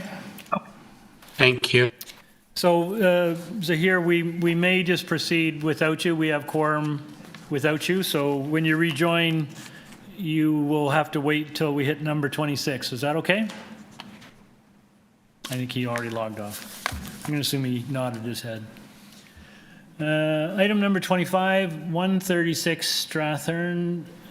This is an application to alter the existing two-story detached dwelling by constructing a side second-story addition above the existing attached garage, a rear one-story addition, a covered front porch with stairs, and a rear ground floor deck and paved court. Committee has before it a copy of the plan of survey, site plan, floor plans, and elevations, 2 photographs of the subject property, presentation materials from the agent, and email correspondence from Transportation Services Review, staff report from Urban Forestry. Through you, Mr. Chair, we have the agent here in person, no registered speakers for this item. Good afternoon. Good afternoon. Name and address, please, ma'am. Hi, I'm Jennifer Cudlitz. My address is 360 Dufferin Street. Okay. This appears to be fairly straightforward. Does anyone need a presentation? No? We've read your application. We're familiar with the material. It seems like a fairly straightforward application. Super simple. We don't really need a presentation. I know you've submitted presentation materials. I'm happy to give one. Is there anything you'd like to share with us before we take it into committee for a decision? No, just I think it's minor in nature. Okay. All right. All right, Animal Warren Committee, Ms. Zilla? Oh, you? Me? Okay, sure. Through you, Mr. Chair, I would like to put forward a motion to approve this application with only one condition of urban forestry, condition number 2.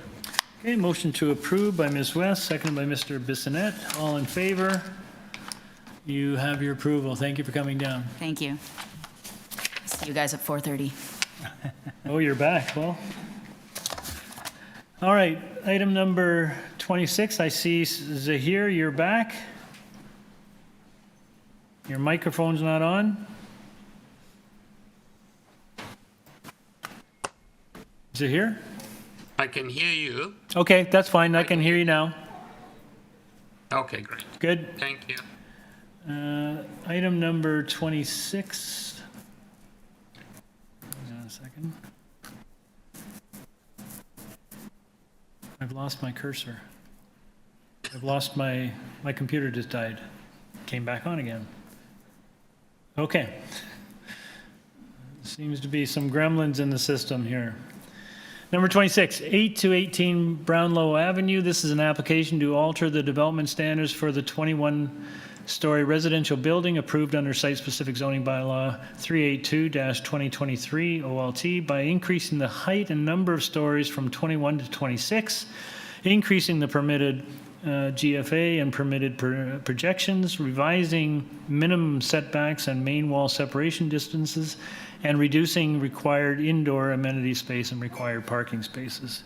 Committee has before a copy plan of survey, site plan, floor plans, and elevations, covering letter from the agent, several decision numbers affecting the subject property, arborist report, an arborist report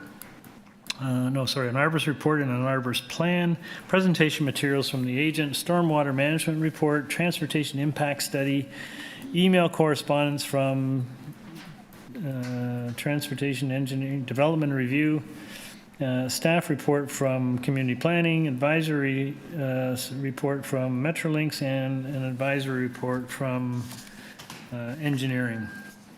Through you, Mr. Chair, we have the agent online, no registered speakers for this item. Good afternoon. Hi, good afternoon, Chair, members of committee. My name is Lewis Tinker. I'm a registered professional planner with Bassfields, and my address is 3 Church Street, Suite 200. Okay, sir. So you're seeking a significant increase to the existing permissions. Perhaps a short overview would be appropriate. Yes, thank you. What we're bringing before you today is an application to add 5 additional stories to a residential rental building located on the north side of Strathn Avenue, just west of Brownlow Avenue. It's located in the Yonge Eglinton Center. It's an apartment neighborhood area located to the southeast quadrant of Yonge Eglinton. It's an area where there's been continues to be an area of intensification, largely for residential purposes, with a variety of developments that have occurred over time in that area. And with the introduction of these additional 5 stories, we will be able to add an additional 40 rental units to this particular project, a project that's well served by higher order transit. It's a 350-meter walk from the Mount Pleasant station on the Eglinton Crosstown and a 600-meter walk from the Eglinton station. This is an application that is located in an area that has seen a change in the evolution of the apartment neighborhood, with more compact, tall, smaller floor plate tower development as infill, along with improvements to the public realm. And this is a project that will be introducing significant public realm benefits along the north side of Strathn Avenue, including landscaped areas and POPs areas as well. Through this application of the additional 5 stories, they will trigger a height variance to the approved zoning bylaw map for this site-specific bylaw, both in terms of the number of stories, but also the measured height as well. And it will have a comparable increase in gross floor area associated with those 5 extra floors. There's also, as part of increasing and rearranging the amenity program for the building, there is an idea of adding a pickleball court on the rooftop, and that is triggering some additional projections that weren't originally anticipated in the site-specific bylaw. So there are also these projection variances that are before you today, or one particular projection variance. The other variances are for amenity area. Whilst there has been an increase in the gross amount of amenity, it does not meet the 2.5 per square meter of indoor floor per unit, but it does still meet the 2 per unit that is in the base bylaw.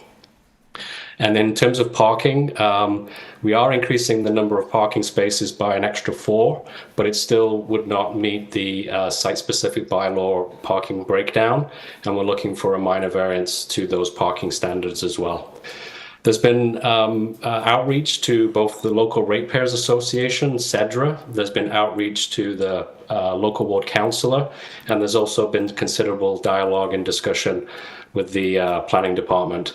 I think you'll see that there's a report on the file from the planning department stating that they have no objection to the development, and that they also are recommending securing, if the committee chooses to approve this application, that they secure a Section 45(9) contribution of $407,000.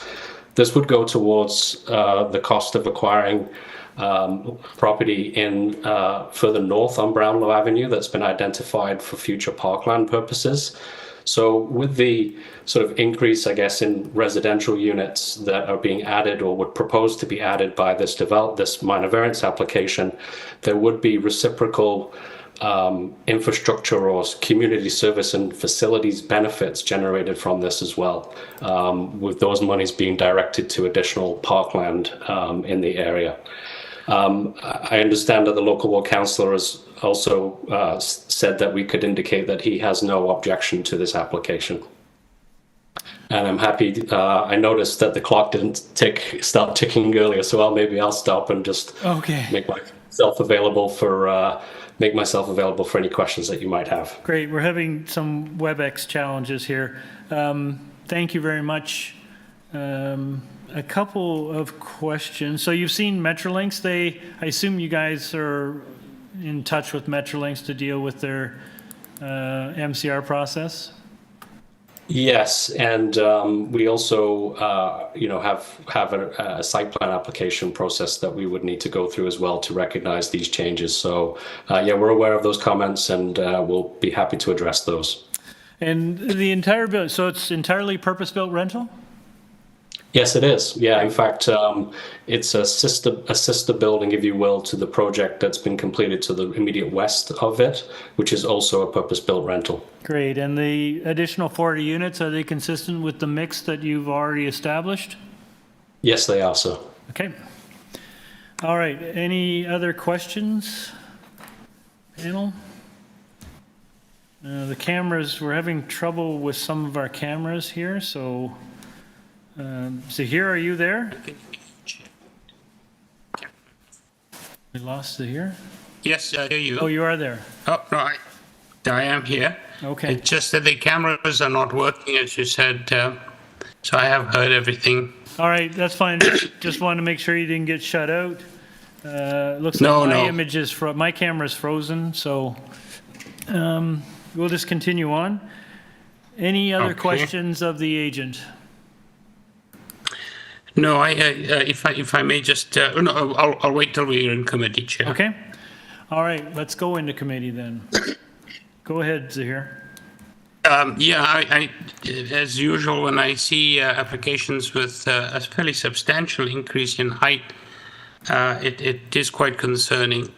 However, I do note the neighborhood in which this particular project is going to be constructed.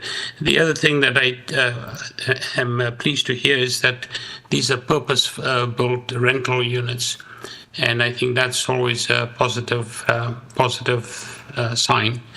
So yeah, I think this is an application that I could support. Okay, thank you. Anyone else have any comments? And also, Zahir, maybe I could ask you to put forward a motion? Certainly, Chair. I'd like to move a motion to approve this application.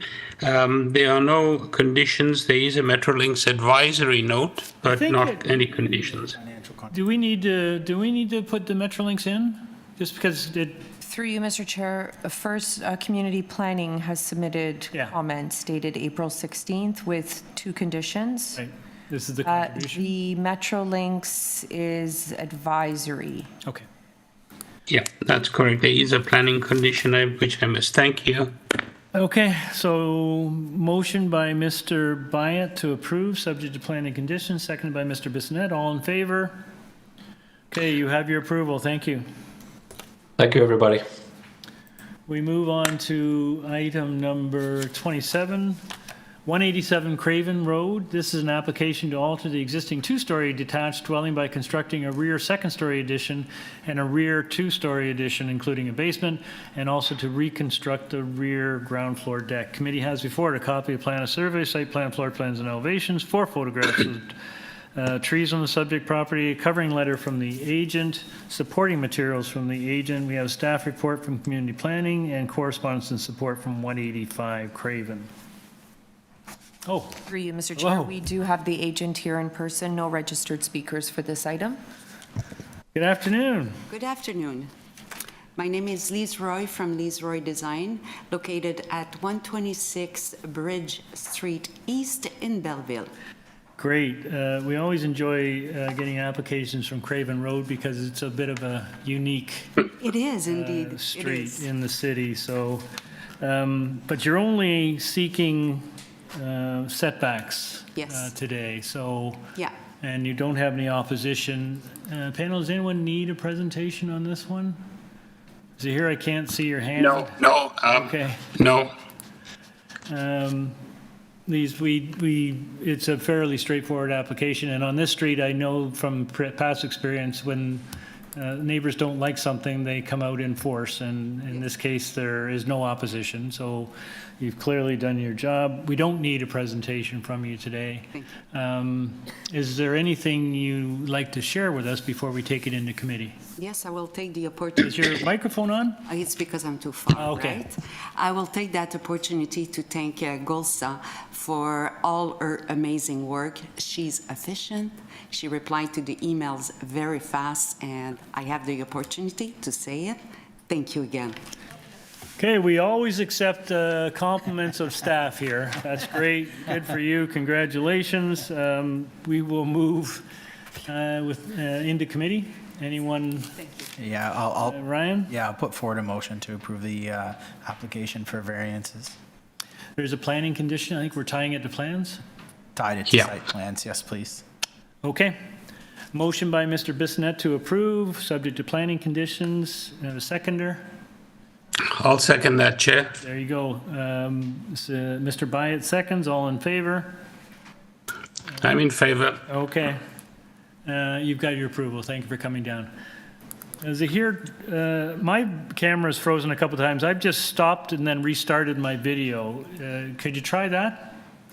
It's just, for some reason, it's coming and going.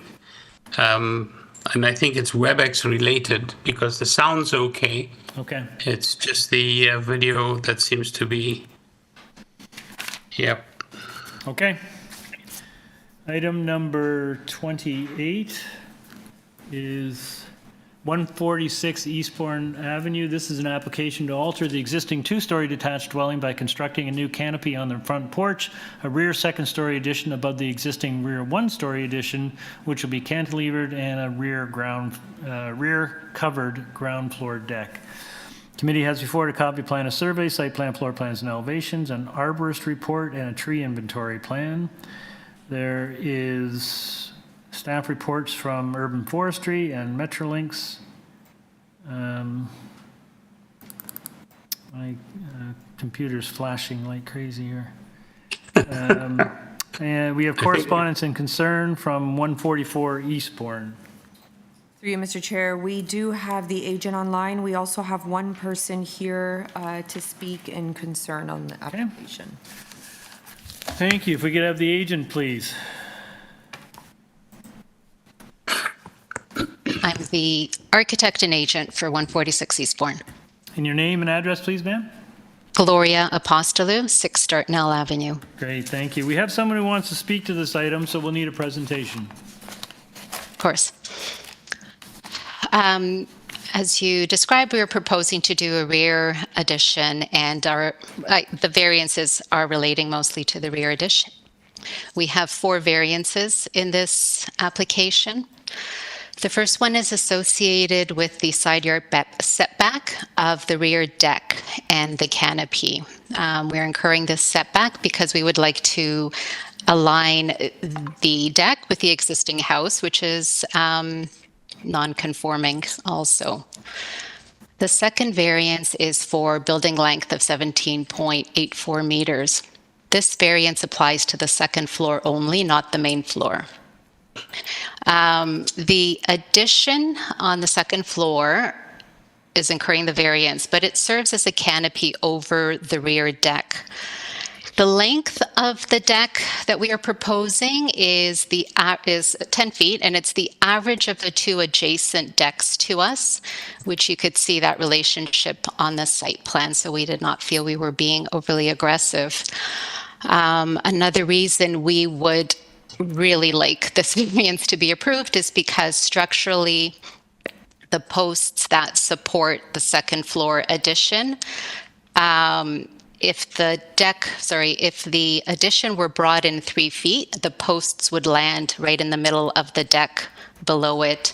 So having it align with the deck makes a lot of sense for this specific proposal. We have variance number 3, which relates to the proposed rear stairs. They are wider than 2 meters. And I would like to explain that the grade from the rear deck down is only 14 inches. So we have 2 steps down. We technically don't require a guard here at all, but we would like to have 2 steps wrapping around the porch for safety. And that's why we're incurring this variance. The longest length we have is 4.2 meters. The fourth variance is for minimum landscape at the front yard. This variance is not actually a change from the existing condition, but it is listed here because of a technicality in how it's calculated. There used to be a walkway between the front porch that we are showing and the steps at the sidewalk, with a total landscape area of 51% at the front. When we removed the walkway to regrade the driveway, the zoning examiner explained that the walkway needed to be classified as hardscape. It's on the same level as the driveway. And so without adding any more hard surfaces and not removing any planting, the statistics for the front yard changed from 50% to 40.9%. We are aware of the Metrolinx and urban forestry standard recommendations also. Should I speak also to the letter of concern that's on the file?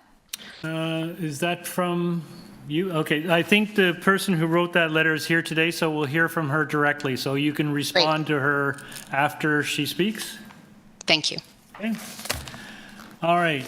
We'll hold any questions until after we hear from you, ma'am. Thank you.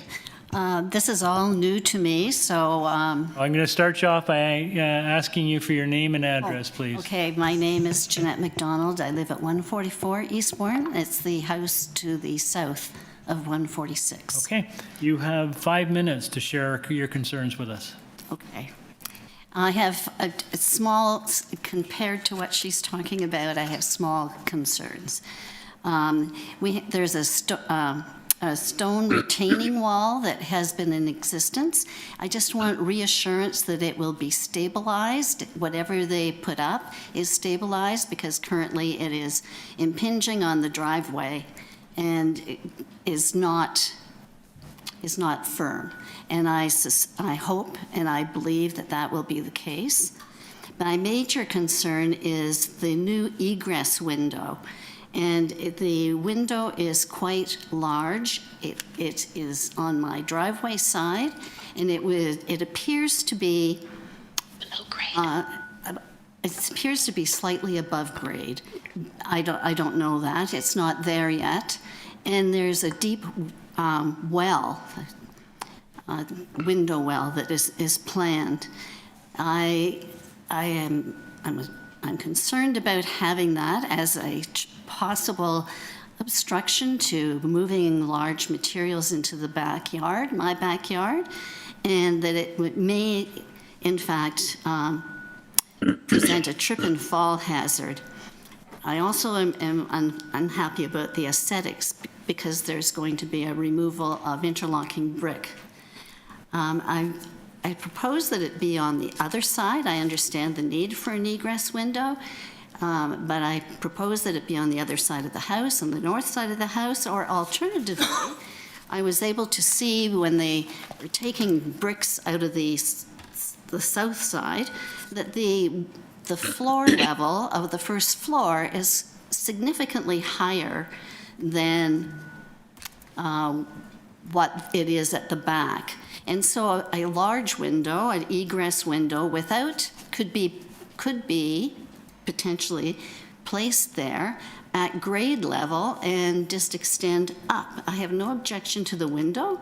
I have no objection to the safety issue. I just don't want to have a window well. The other issues that are small, they're the new roof eaves and eaves troughs and downspouts. I just want to be assured that they will empty into the ground to the south or the north, depending on the direction of the eaves trough and downspouts, and not into my driveway. I've had that experience in the past when, and in the winter, it's an icy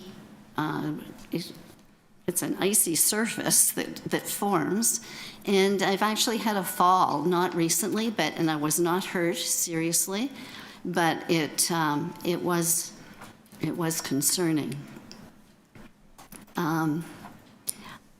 There is a furnace exhaust that has been recently put in that expels right into my side door.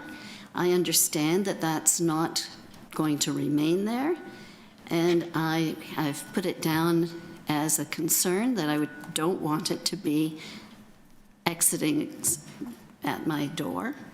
And so my concerns really are, I hope that these things will be looked after, but if they're not in writing, I can't be assured of that.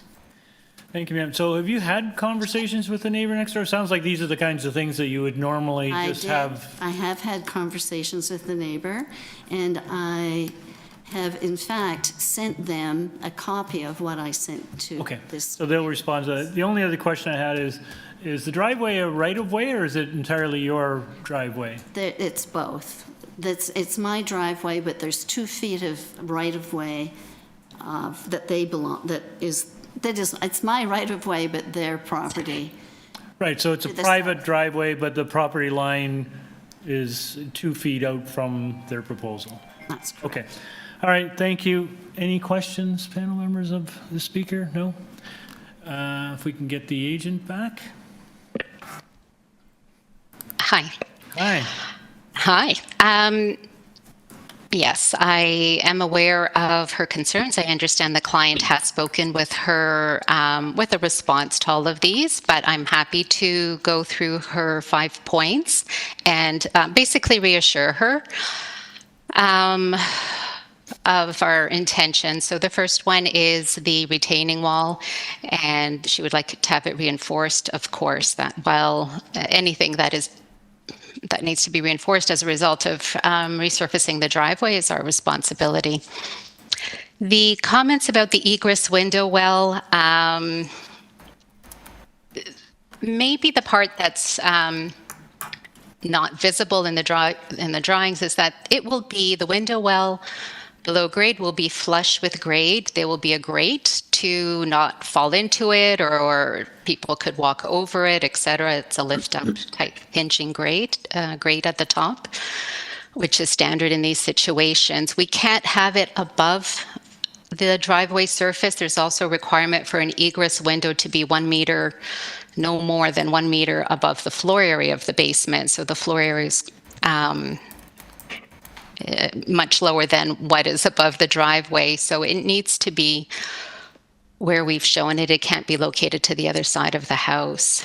Third point is with downspout locations and drainage will be, of course, not allowed onto neighboring property. The furnace exhaust, I don't think I can comment on where the furnace could be exhaust, but my understanding is that all codes will be met with the exhausting. The heat pump and furnace will be on the north side of the property. The concern for drainage and the interlocking driveway at the window well. All damage to the driveway and installation to the window well will be replaced and made good, and that's also standard procedure. Okay. I hope that helps explain some of these, some of your concerns, and I know you've spoken also with the owners on this. Okay, thank you very much, ma'am. I'm sorry you can't respond at this point. Your time is up. I'm sorry. Okay, it sounds like, and ma'am, if you are unsatisfied, then you can continue to have discussions with your next door neighbor. Well, I have no objection to that. But Okay. Thank you. All right, any further questions of the agent? See none, let's go into committee. Anyone want to take this one? Sure, Chair, I'll give it a shot. I think this is a very straightforward application. I find the cantilever design quite an interesting one. There's only one condition attached to this one, and that's Forestry 1. There are no other issues. I did note that the front yard soft landscaping is really an existing circumstance. So I have no qualms about putting forward a motion to approve this application of Forestry 1 as a condition. Okay, motion by Mr. Byatt to approve, subject to forestry, seconded by Ms. West. All in favor? My hand is up for the record. In favor. My camera is not working, unfortunately, and I can't get it to go. Thank you very much. All right, we move on to item 29.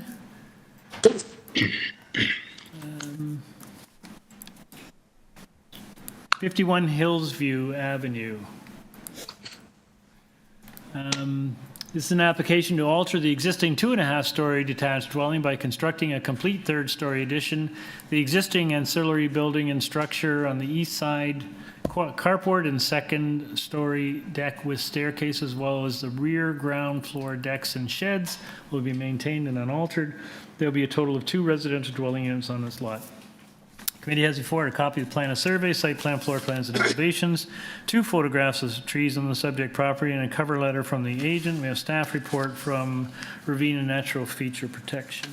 Through you, Mr. Chair, we were having a hard time finding the agent, so we're going to unmute who we think might be the owner of the site. Hello, this is John speaking. Hi, John, can we get your full name and address, please, sir?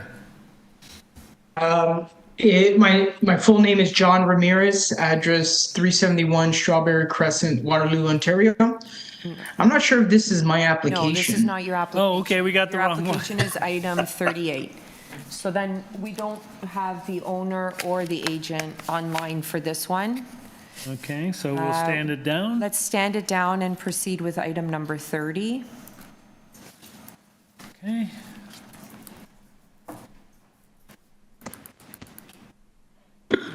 Hope you feel better.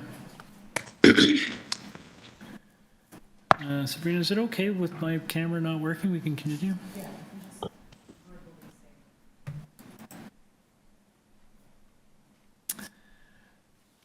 We proceed to item number 30, which is 20 to 26 Maitland Street. This is an application to alter the development standards for the 40-story mixed-use building approved under site-specific zoning bylaw 8820-2023 by increasing the total number of residential dwelling units, the overall and residential gross floor area, the building height, and the maximum projection height of an elevator overrun. Also to reduce the total number of residential dwelling units with 3 or more bedrooms, the required amenity space, and the total number of residential visitor parking spaces. A new 45-story mixed-use building, including the mechanical penthouse, will have a total of 572 residential dwelling units, 78 residential parking spaces, and 7 residential visitor parking spaces. And this is currently under site plan control. Committee has before it a copy plan of survey, site plan, floor plans, and elevations, revised diagram 3, revised public notice received April the 7th, revised zoning notice received April the 9th, covering letter from the agent, 4 photographs of the subject property, an arborist report, planning rationale from the agent, presentation materials from the agent, a servicing memo on the property, a shadow study, transportation study, and a wind study. We have email correspondence from Community Planning and Transportation Services, staff report from CTC. Through you, Mr. Chair, I'm going to ask the presenter to present under the very late materials. Community Planning has submitted a report dated April 23rd. So we just received it this morning. There are 2 conditions imposed. We do have the agent here in person. No registered speakers for this item. Okay. Good afternoon, sir. Good afternoon. Your name and address. My name is Mike Dror. I'm a partner and a land use planner at Bousfields. My address is 3 Church Street, Suite 200. Have you seen this planning report that we've just referred to? I have, yes. So we were sent directly by the application technician and by the planner as well.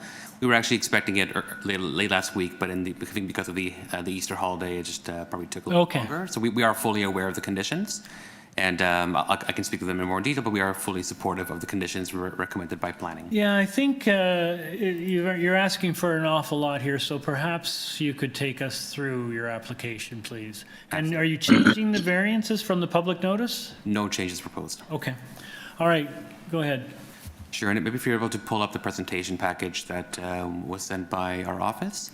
I won't go through all of it because there are no objections and no parties or no letters of objection from staff either, but just quickly. So the site is located in the downtown, in a location that's accessible by transit, multiple subway stations within walking distance, but particularly the Wellesley subway station to the immediate north. It's a site that has an existing approval for a 41-story building. That is a mixed-use building with a residential tower on a 3-story podium, along with a public park to the immediate west. And that public park would add to and increase the size of a future park, which is proposed on the parking lot you can see to the immediate west of the subject site. If we go to the next slide, we can see just in general, the proposal is to increase the height of the building from 41 to 46 stories to allow for 40 additional homes to be located on the site. The building is currently under construction. It's just kind of out of the ground at the moment, so this would allow to better utilize the proposal with additional homes on the site. Next slide. I won't go through every single variance in detail, but just if we go to the next, maybe 2 slides further. This is a good slide. One back, please. Thank you. This one just helps to highlight what is the actual change to the building. It's a very simple change. It's simply increasing the height of the tower by 5 floors. So we can see on the revised diagram, it's a marked up version of that. Essentially 5 typical floors are being added to the tower. And if you go maybe back 1, actually that might be helpful. we can see, there we go. So on the left here is the original approval, or the current approval. And on the right would be what is being proposed today. What's highlighted in purple, the large area in purple, is essentially the additional height over and above the current approval. And then just to note here, there's also a minor projection of 10 centimeters also being requested for an elevator overrun to project beyond that height. If we go forward again, maybe 2 slides, back to that height map, colorful height map. Thank you very much. So what we can see here is the site is within an area which is characterized by tall buildings already. It was originally with the original approval, but since that approval, there's been a number of other much taller approvals in the immediate area. You can see to the immediate west, like literally the next door site, has a 56-story building approved on it. That's 10 stories higher than what's being requested here today. To the immediate south is a 62-story approval, so 16 stories taller.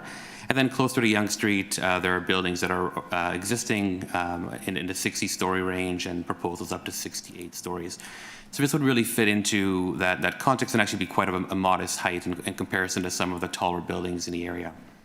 If we go to the next slide, we did look in detail at some of the impacts of the additional GFA and additional height that's being proposed here. We did, as you mentioned, Mr. Chair, before there were studies prepared by a servicing consultant, transportation consultant, a wind consultant looked at the additional height, as well as a shadow study. We looked in detail at shadows in the area. There are 2 signature parks identified in a downtown plan, which are not shadowed at all. Those are Barbara Hall Park next to the 519 Community Center, and Dr. Lillian McGregor Park, which is an important park to the west of the site. There's also 2 parks that are protected in the North Downtown Yonge site area specific policy. Neither one of those are impacted. There's one minor impact to one park, which is this Paul Kane Parquet. But as shown here, there's about an hour of shadow, of incremental shadow on that park on March 21st. So it's really a very minimal shadow impact on the public realm from the additional height. If we go to the next slide, I'll try to wrap up quickly. There's a couple of variances required for gross floor area. Again, a result of the additional height being proposed. So that's an increase to the total GFA and to the residential GFA. If we move on to the next slide, there is a variance required for the number of 3-bedroom units. Essentially, that's a rounding error. So the number of units, of 3-bedroom units, corresponds to 9.79% of the total units, whereas the requirement is 10% in the bylaw. There's actually an increase overall in 3-bedroom units in the proposal from the original application. Originally, there were 54 as part of the original approval. Now there are 56. And then to accommodate for this rounding error, we have proposed additional knockout panels in the building, which, if used, would allow the building to get back up to 10%. And Mr. Chair, you'll note that in the planning report, they're asking for a condition to secure the number of 2-bedroom units, the percentage of 2-bedroom units as 29.5%. We are fully supportive of that condition to ensure that the building would have 29.5% of the units as 2 bedrooms, which is a significant increase from the original application. And then still providing this 9.79% as 3 bedrooms, plus the ability through knockout panels. And you can see in the table on your screen, if we look at the bottom right of the screen, with those knockout panels, we would be at 30.3% 2 bedrooms and 10% 3 bedrooms. So there is the ability, we're already essentially at 40%, which is what the downtown plan typically calls for, and with the knockout panels, we'll be actually slightly above 40%. Just going to the next slide, there is a minor decrease in the amount of amenity space. It's actually just to the rate. The overall amenity space is generally the same as the original approval. And if we go to the last slide, or second last slide, which is the next one, there are 2 variances related to parking, which are to essentially align the visitor parking rate with the new bylaw, the bylaw 569/2013 as modified by 89/2022, and to slightly reduce the residential parking, not to 0, but to get it to 0.13 instead of 0.15 spaces per unit. So I'll end it there, but I'll just confirm that through my letter that I prepared, the rationale letter, I am in the opinion that the variances do meet the 4 tests under the Planning Act, and I recommend approval, subject to the conditions from the TTC, as well as from community planning. Okay, sir. Thank you very much. Panel, any questions? If I may, Chair, just a quick one. I was just wondering, and it's really just curiosity on my part, what's the motivating factor for increasing the height?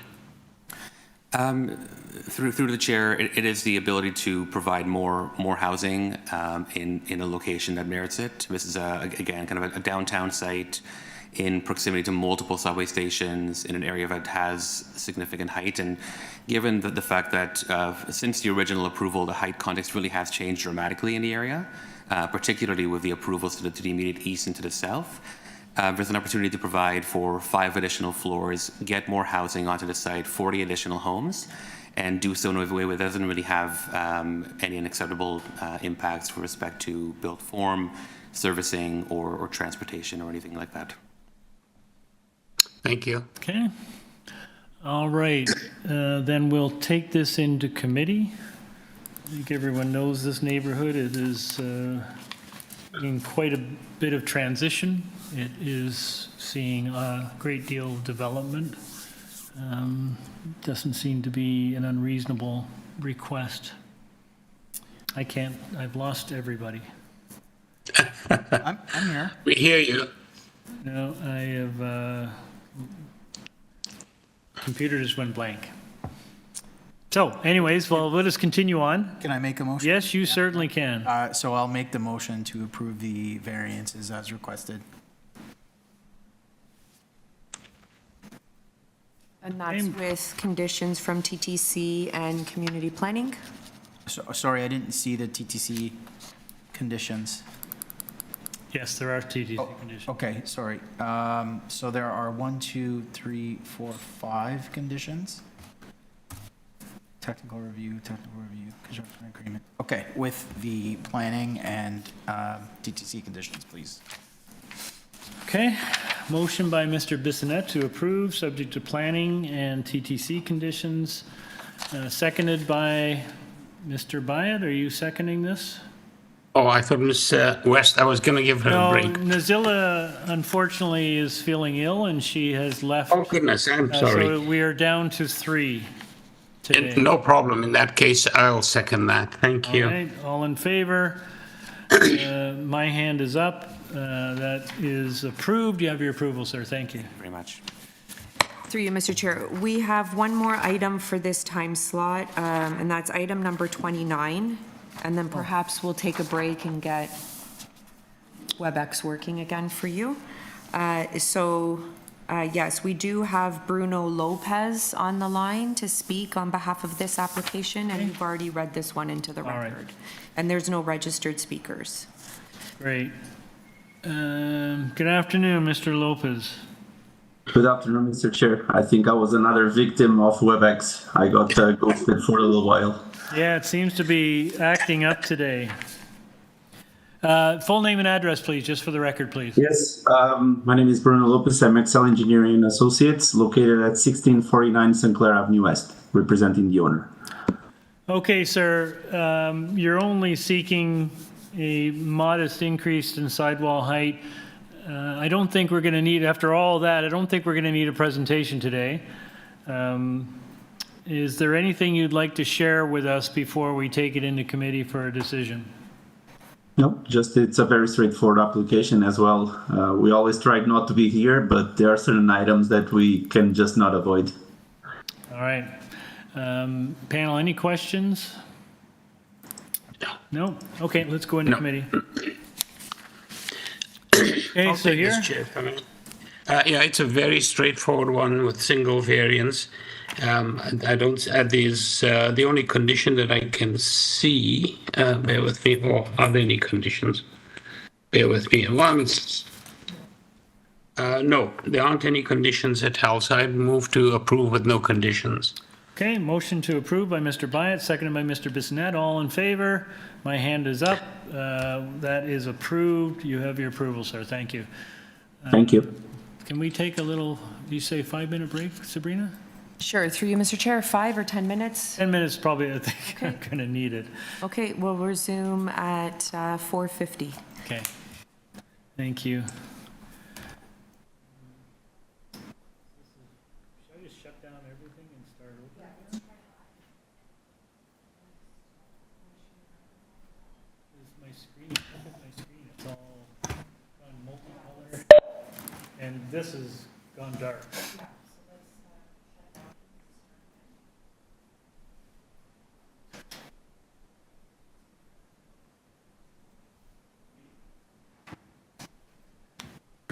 This is weird.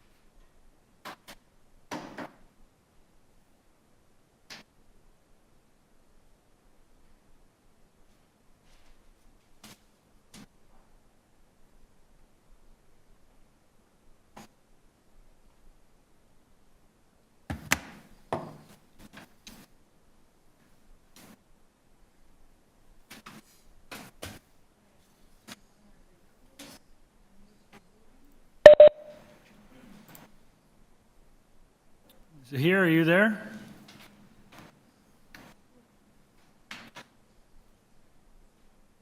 Here we go. Okay. Good. My camera appears to be working again. So through you, Mr. Chair, now that we're past the 4 o'clock time slot, we do have one deferral request for item number 34. Okay. 160 Indian Grove. We can read this in, and we do have the agent online and no registered speakers. Okay. Hello. Hello, just hang on a sec. I'll be with you in just a sec. I'm just going to read it into the record. Item 34 is 160 Indian Grove. This is an application to construct a one-story ancillary building, including a basement area to contain one laneway suite in the rear yard abutting the laneway.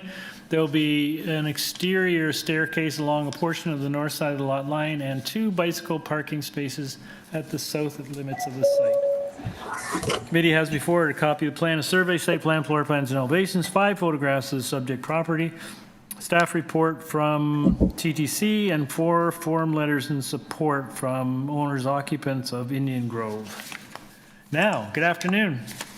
Good afternoon. So we would like to request a deferral. Sorry, just before you. Yes, for for sure. your record, name and address, please. Yes, absolutely. My name is Maggie Lowe, and from MGL Company and MGL and Company Inc., located at 95 Murray Street, Richmond Hill.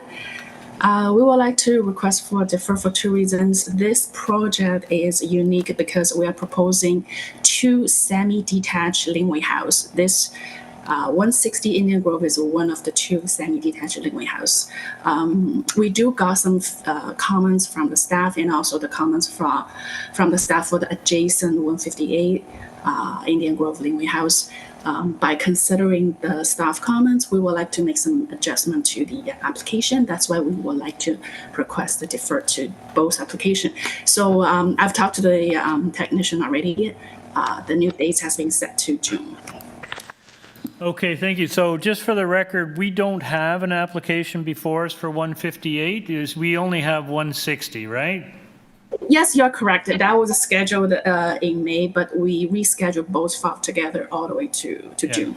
That's good. I think the panel tends to appreciate when there are adjacent properties doing the same thing. If you bring them in together, that's helpful for the panel in making their decision.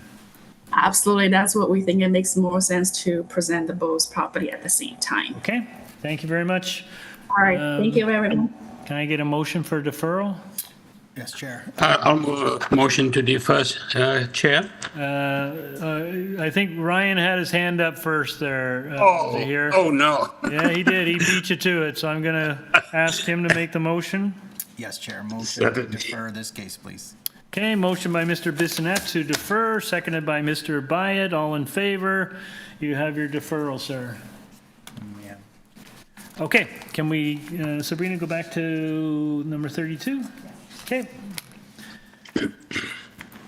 Item 32 is 7 Yonge Street. This is an application to alter the development standards for a 105-story mixed-use building approved under site-specific zoning bylaw 1250-2023 by increasing the building height and to permit an emergency generator on the roof of the building to exceed the maximum permitted building height. The new 106-story mixed-use building will contain a total of 958 residential dwelling units, retail uses located on the ground floor, and a hotel use located on the 1st to 12th levels. Committee has before it copy of plan of survey, site plan, floor plans, and elevations, revised map 2B, received March 18th, covering letter from the agent, 7 photographs of the subject property, previous decision numbers affecting the subject property, an acoustics memo, a diagram of height increase by the agent, an email correspondence from the solicitors on behalf of the applicant, an odor and air quality memo with respect to the property, shadow study, supporting materials from Bowesfields, and site-specific zoning bylaw 1250-2023. We have email correspondence from community planning and from Metrolinx. For you, Mr. Chair, we do have the agent online, no registered speakers for this item. Great. Hello, good afternoon. Hi, good afternoon, Mr. Chair. My name is Simran Badi. I'm an urban planner at Bestfields Inc. I'm here on behalf of the owner, Pinnacle International, and our address is 3 Church Street, Suite 200. Great, sir. So just to boil it down, you're seeking a height increase to allow for some additional mechanical on the top floor? Not precisely, Mr. Chair. Part of the height increase, so about 4.65 meters of it, is to increase the floor to ceiling heights of the highest levels of the building. So that's levels 89 to 104. And that is to allow 10-foot ceilings within those units instead of 9-foot ceilings. The balance of the increase is mechanical related, and it comes from sort of redistributing a portion of the mechanical penthouse from mechanical uses to amenity uses, which allows for a observation level amenity space on that new 106th level. Okay, that sounds like it'll be a spectacular view from up there. Okay, I think this is, I mean, that's quite clear to me. Panel, does anyone need a further presentation on this one? Okay. No. Sir, we don't need a presentation any further than that. I think that makes it clear. It feels like this is a fairly minor technical. You've got planning on side, do you? Yes, we do. We worked very hard with planning staff prior to submitting this application to sort of agree on the procedure and what we were seeking. And they have submitted correspondence to the committee just confirming they have no objections to the application. Okay. All right, one last question, just out of curiosity. Is this the highest building in Toronto?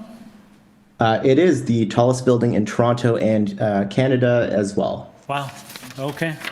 Was it at 105? That's correct, 105, and then its metric height was 347.2 meters. And so this is a 4.65 meter actual height increase to that building. Okay, thank you very much. Let's take this into committee. Thank Who you. wants to take this one? It's fairly, I think it's fairly clear what they're asking for. Okay. I'll go forward, so Chair. Thank you. I'm not a great fan of tall buildings, but this is a minor request. So I'd like to move up, and there are no conditions. There's an advisory again from Metrolinx. I imagine that's almost standard now. But there are no other conditions. So I'd like to move approval. Okay, motion by Mr. Baya to approve, seconded by Mr. Bissonnette. All in favor? You have your approval, sir. Thank you very much. Thank you, Chair and members. Have a great day. Move on to item number 33, which is 325 Brunswick Ave. This is an application to alter the... Through you, Mr. Chair, this one got closed. Oh, sorry. Sorry, Sabrina?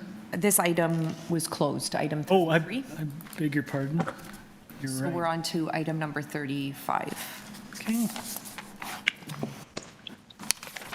Sorry, did you say 35? Yeah, 34 Yes, was 'cause we just- deferred. Yeah, so we're on item 35 now. Thank you. Item number 35, 6 Ravenna Crescent. This is an application to alter the existing 2.5-story semi-detached dwelling by permitting a rear 1-story addition with stairs that was constructed without an authorized building permit, and to construct a rear 3rd-story addition with a rear deck above the existing 2nd story. The existing ground floor rear deck with stairs will be demolished. Committee has before it copy plan of survey, site plan, floor plans, and elevations, 4 photographs of subject property, email correspondence from the agent, covering letter from the agent, and a tree inventory plan. Through you, Mr. Chair, we do have the agent online and no registered speakers for this item. Good afternoon, sir. Sorry, are you the owners? Okay, is your agent representing you? Okay. Okay, so you're just here to observe? Yes, okay. Yes. Okay. Is the agent online? Good afternoon, Mr. Chairman. I am online. Okay, your name and address for the record, sir. Yep. Good afternoon, Mr. Chairman, members of the committee and Committee of Adjustment staff. My name is Andrew Palumbo of Ian Hall Planning Limited, and my address is 38 Betty Nagle Street in Toronto, and I am the planner and agent for 6 Ravenna Crescent. Okay, sir. So some of this work appears to have been done without a building permit. Maybe you could give us a bit of a overview of the history.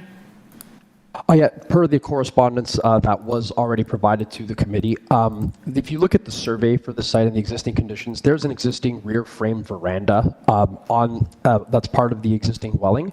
The owners, unbeknownst to them, they figured that was permissible footprint, so they began a renovation to basically provide for the ground floor addition and started that construction. But then they also realized, again, they're there in person today. There's modifications being made to this dwelling purely to facilitate a comfortable and safe environment for one of the family members that lives there that have cerebral palsy. And that's why the 3rd floor addition is also being proposed. But as part of that, the application because they knew they needed a zoning review for the 3rd floor addition. When the zoning review came back, they realized at that point that the ground floor addition was also part of the additional FSI that's required. And they realized at that point, work immediately stopped. They were obviously in the middle of the dead of winter, so they just closed off the back and they stopped all construction of the ground floor addition, and obviously are now awaiting the application to go through the process today. So that's basically what's before you. So like I said, that it does exist. Again, it was done accidentally without any malintention, and it became realized as a part of going through the zoning review for the 3rd floor addition, which is needed for this application as part of the FSI increase. Okay, thank you. There's another speaker registered in support? No, okay.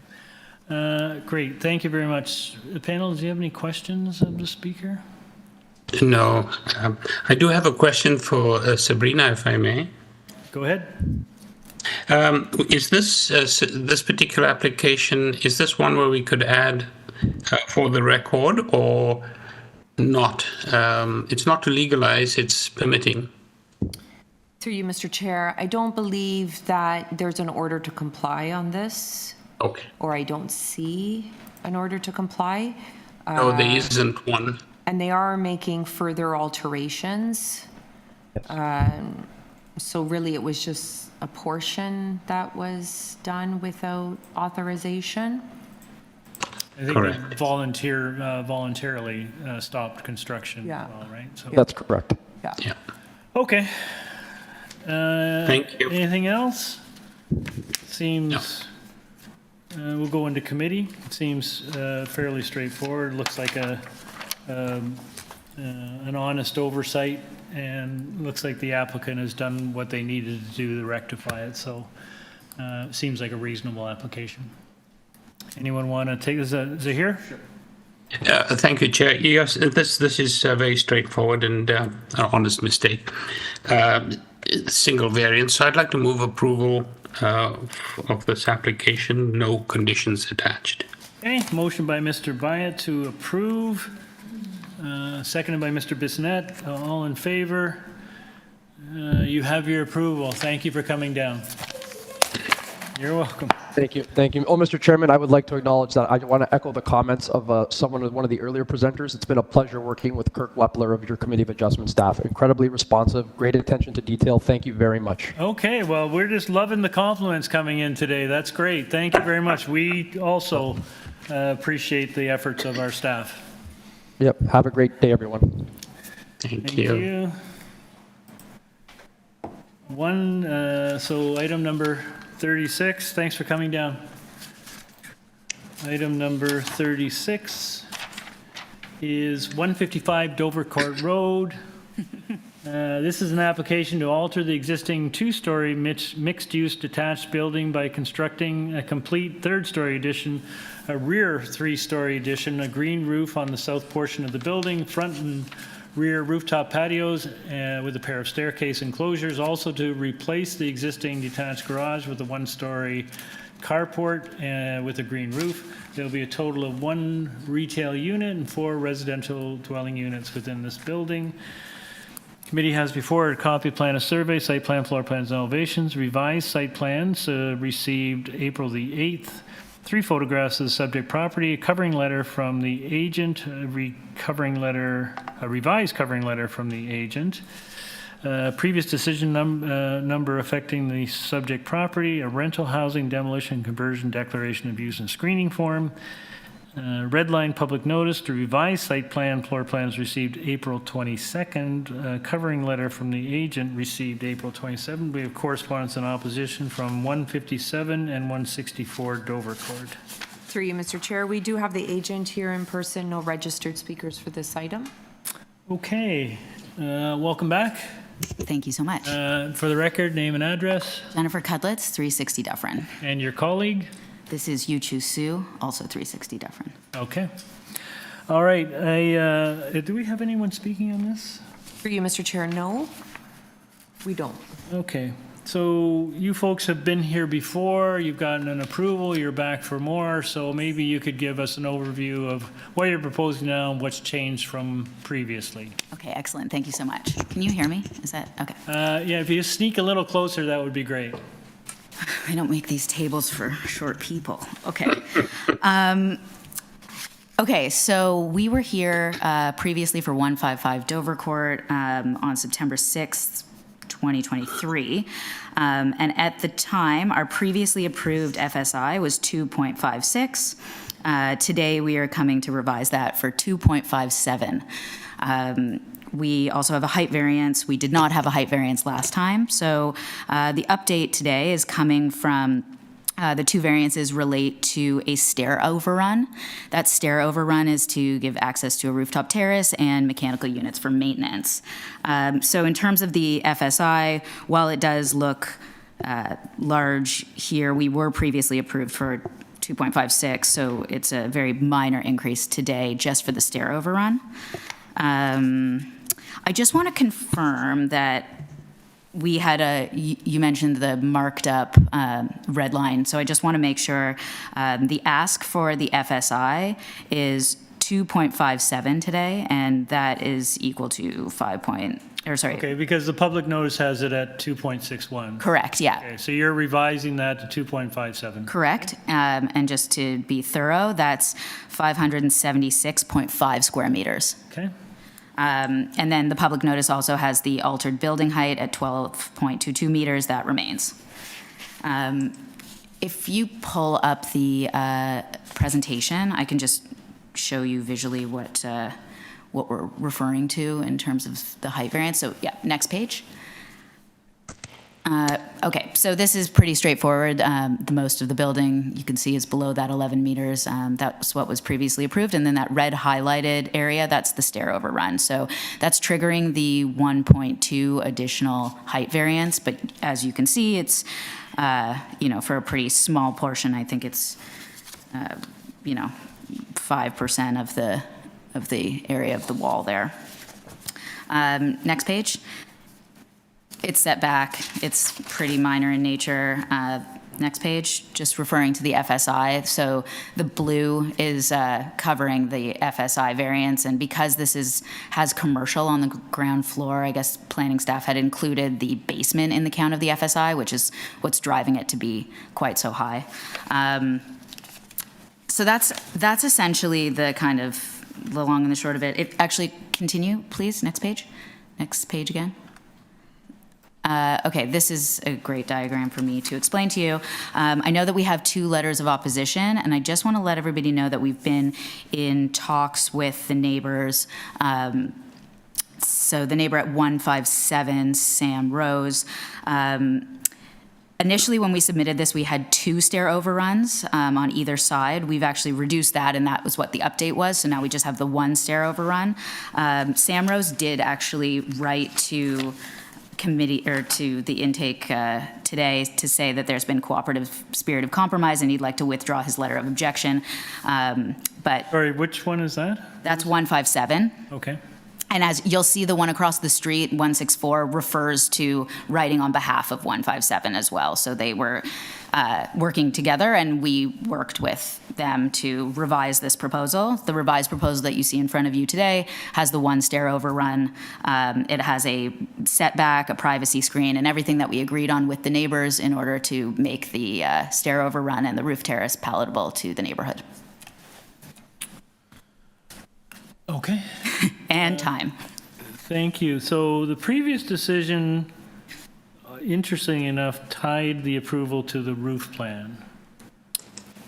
To the previous roof plan. To the previous roof plan. So the previous roof plan was the same in terms of the plan. The difference is that at the time we were using a roof hatch instead of a stair overrun to get up to the terraces. So we were allowed to have the terraces and everything. The roof hatch is a bit of a discussion in terms of code compliance and allowing for landings, and it just being a bit of a gray area, I would say. And so we just wanted to kind of make it palatable and just have a very kind of code compliant stair that has a landing at the top and is no longer accessed by a roof hatch. So roof hatches, you walk up the stairs, you literally open the roof, hatch, and walk out. Yeah. This just lets you walk up a staircase and out a door. Right, which frankly seems the better way to go, actually. So the initial opposition from the neighbors was because there were 2 roof hatches and it was a height issue? It was a height issue. I think it was, they were worried about overlook and just generally, as it so turned out, the neighbor that lives at 157 didn't live there at the time of the original application. So, I think they just wanted to have some input in terms of that roof space being accessed by, rental tenants and making sure that there's privacy and setback and all the like. Okay, and there was a green roof on the original proposal? Is that correct? Still the plan? Which we are still maintaining, yes. Okay. Great. Thank you. Any other questions, guys? Dear, you're okay? All right. Yep. Thank you very much. We'll take this into committee for a decision. Ryan? I'll put forward a motion to approve the 2 variances requested here. Through you, Mr. Chair. Would you consider condition tying to maybe site plan elevation plans? I think that's prudent. Yeah. Just to bolt down the... Yeah, the discussions that have happened, only because we didn't see that letter that came in today. Yeah. Yes. And also the roof plan, maybe the roof plan and the roof. I think plan? just tie it to All site plan plans? elevations, all elevations. All elevations, And that'll yes. that'll capture the roof, right? No, Oh, it won't? no, there is a Capture- separate roof plan. That captures the green roof? Yeah. Okay. Okay. Is that okay with you? Yes. All right. Thank you, Sabrina. Motion by Mr. Bissonnette to approve this application, subject to those conditions. All in favor? Oh, seconded by Mr. Byatt. All in favor? You have your approval. Thank you. Thank you so much. Thanks, Amanda. Any more today? No, that's You're it. done. But next week. Okay.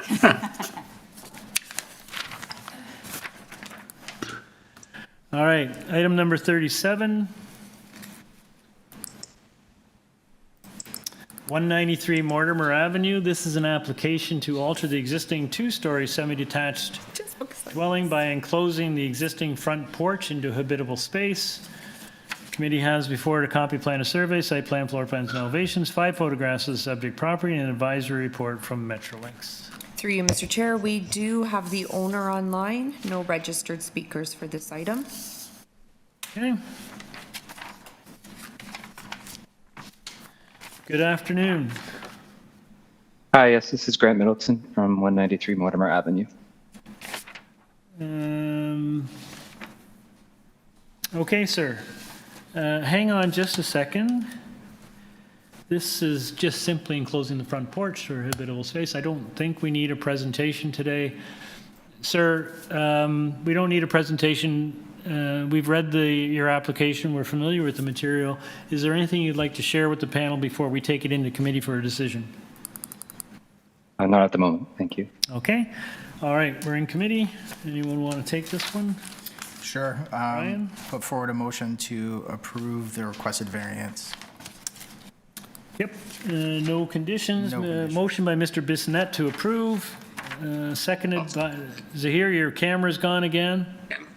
To WebEx? I can sort of hear you. Yeah, I'll second the motion. Oh, there you Can are. you see me now? There you are. I'm second the motion. All right, thank you. All in favor? You're frozen again. You're having trouble. Zahir, did you support that? Yeah. Okay. If you can hear me, Yep, we can hear you. I approve. Okay, that's great. Thanks so much. You have your approval, sir. Thank you. Thank you. Thank you very much. Item number 38 is 482 St. John's Road. This is an application to alter the existing two-story semi-detached dwelling by constructing a rear second-story addition partly cantilevered. Committee has before it a copy plan of survey, site plan, floor plans, and elevations, an arborist report, and a tree protection plan. We have staff report from TTC. We have 3 form letters in support from 484, 488, and 491 St. John's Road. We have correspondence and opposition from 520 and 524 Jane Street. Through you, Mr. Chair, we do have the agent online and 1 registered speaker here in person in opposition. Okay. If we can have, is it Mr. Ramirez? Yes, good afternoon. Yeah, this is John Ramirez. My address is 371 Strawberry Crescent, Waterloo, Ontario. And I am the agent and applicant for this application. Today we have 2 minor variances that we're requesting. We're asking for a side yard setback of 0.9 meters, whereas the minimum is 1.5 meters. And then we have the landscape variance, rear yard landscape. We're proposing 41.6%, whereas the minimum is 50%. You can see here in this image, I believe you guys can see the image there. You can see this is a view from the street. We're proposing a second-story addition to enlarge a master bedroom.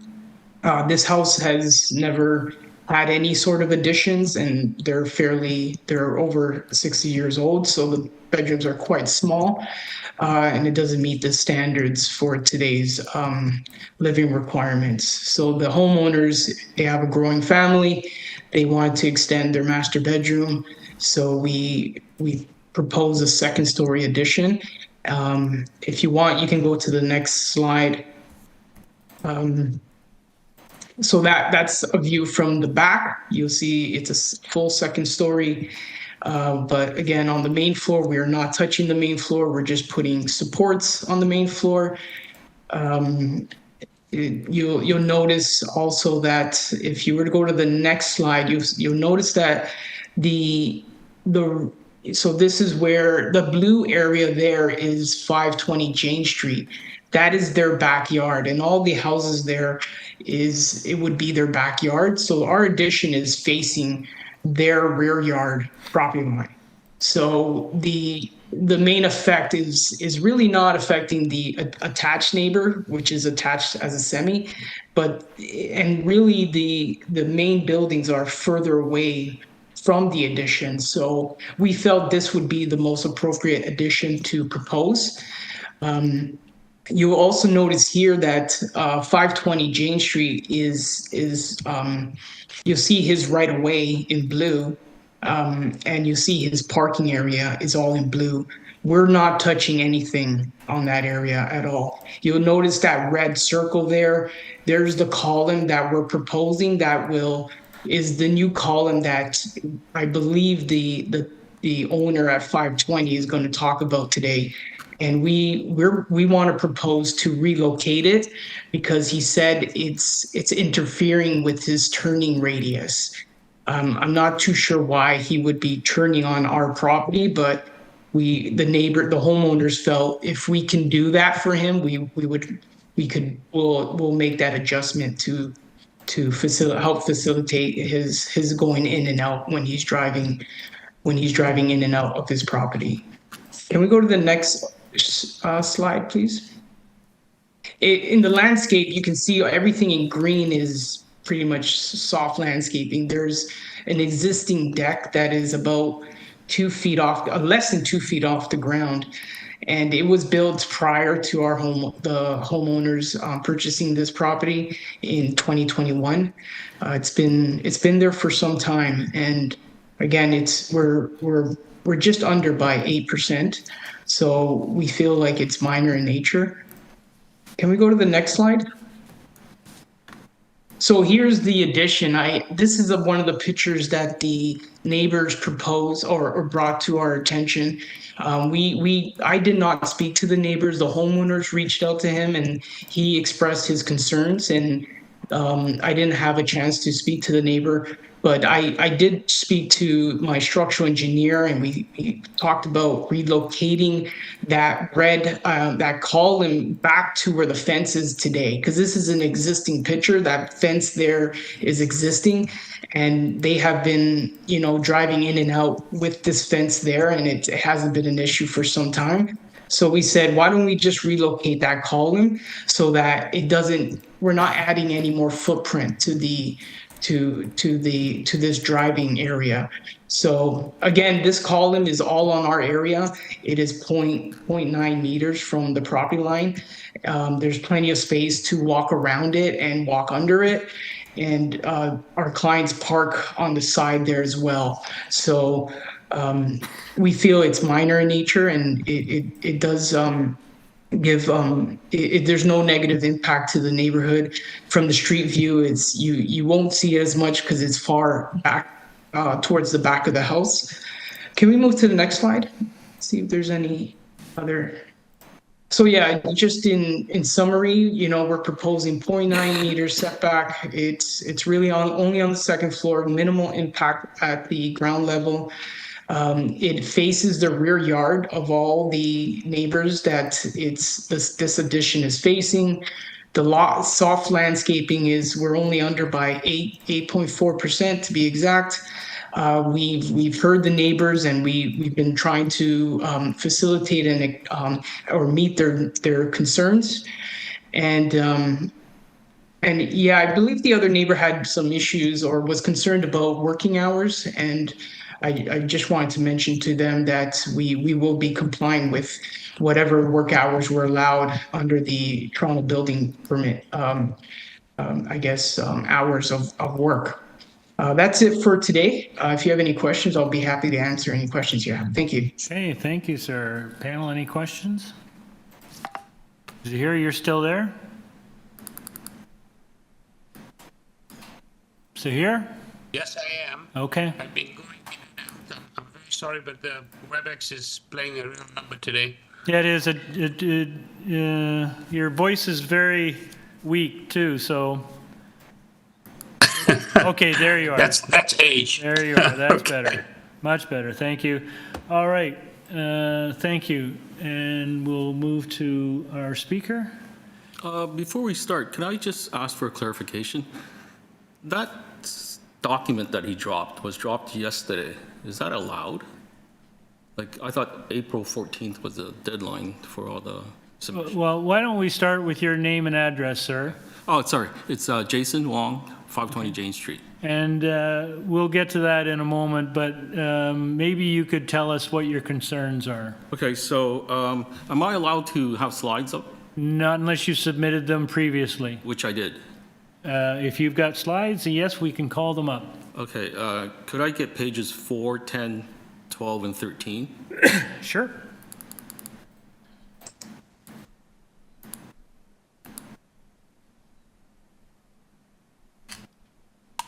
Oh, yeah, that's just to show, that's page 4. Yeah, could I get page 10?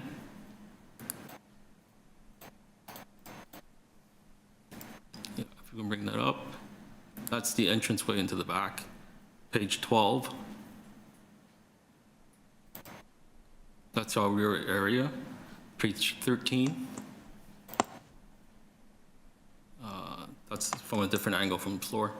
And can we hold at this, on page 14? And can we just hold on page 14? Oh, the next one, please. So that's the total area. God. Could I start, or? Yes, you've got 5 minutes, sir. Oh, perfect. I'm one of the owners of 520 Jane Street. I'm speaking on behalf of my sister and my brother, who are co-owners. I'm also speaking on behalf of our current tenants and our future tenants. We've had the property since 1993. I reside there, and we had 30 years worth of tenants. It's a duplex home with a basement apartment, and at the rear of the house, there's a 2-car parking area for me and my tenants. We access the area through the right-of-way, through the picture that we saw, off of St. John Road. The rear west property line is where 482 is proposing their setback. Our 4-bedroom windows directly face that area. As you can see from the pictures, there are limitations and constraints to access the parking area. We proposed a variance setback change to 0.9 meters for the we opposed the variance setback change to 0.9 meters for the following 3 reasons. 1, it is not architecturally consistent with the semi-detached or detached homes in the greater neighborhood. They are removing 1/3 of the roof and removing the 2nd floor wall to extend 4 feet out with a new expanded roof line. Also, the new upper floor will be on cantilevers or on poles. Basically, above the fence that you would see stilts, and then the 2nd floor will basically look like a tree house, which is what Mr. Ramirez had on page 6 of his documents. I emailed Buildings, Constructions, and Transportation departments to ask whether we were considered a lane, a mutual driveway, or 2 right-of-ways. There is a 2.5 meter setback from the center line of a lane to a structure. The current fence violates this. Mr. Maria's April 22nd, page 4 document is wrong. The pole sits on the property lines of the 3 homes, as you can see in that picture. If a utility vehicle needs to service or replace that pole, they would not be able to. If a fire truck needs to access the rear of the homes or their sheds, this would not be possible. The 3rd reason, the 0.9 meter variance change will guarantee that all future development and future repairs and general maintenance will take place on my property. This encroachment violates my personal privacy rights.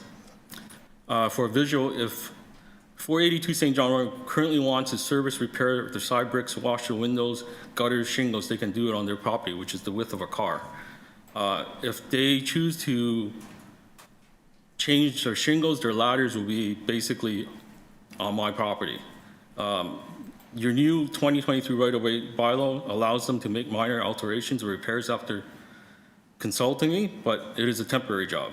However, as Mr. Ramirez outlined in page 5, the construction site is primarily on the side of the house, which cannot be done without different contractors, subcontractors, and other trades trespassing, staging, and working off my private property, which we do not allow. There simply is not enough room. Because of the angles of the ladder and constraints, The 0.9 meter variance would now mean that all the work ladders would basically be in the back seat of my car, just of the angle. The 0.9 meter setback violates property rights. It impedes us and our current and future tenants from using the parking area on a continuous basis. It affects our quality of life, basically. The project is a major alteration and may have long-term implications. We worry the construction will be a safety hazard on our cars, property, and our tenants. We do not want any liability. We worry that the owners or future owners can do whatever they want to the other 2/3 of the wall once a setback is allowed, further boxing us in.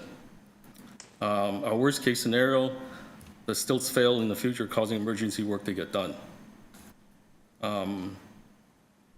The city official plan is to provide the foundation for good housing for both good tenants and good landlords, which is what I'm trying to be.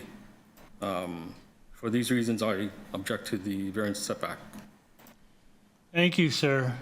You've mentioned a couple of times about this potentially inhibiting you or your tenants' access into your parking area and behind. Correct. But, you know, we don't. He's entitled to. Yes. His driveway area that's on his property, and the proposal that he's putting forward would be entirely on his property. I'm just curious how that would impact your ability to access your parking area without driving over his property. We don't drive over his property. What we said was sometimes when there's big cars and you need to turn and it's tight, if they don't come out, there's another picture because there's two cars side by side when they park there. So if you have two SUVs and you're trying to park. But that, frankly, quite honestly, sir, that's not your neighbor's problem, that's your problem. Right, right. And, you know, the fact that he appears to be constructing something He's constructed on inside his property line I agree that. shouldn't have any bearing on your or your clients or your tenants' ability to access their rear parking. Yes. We believe when they start construction, there won't be enough room to do any of that work on their site.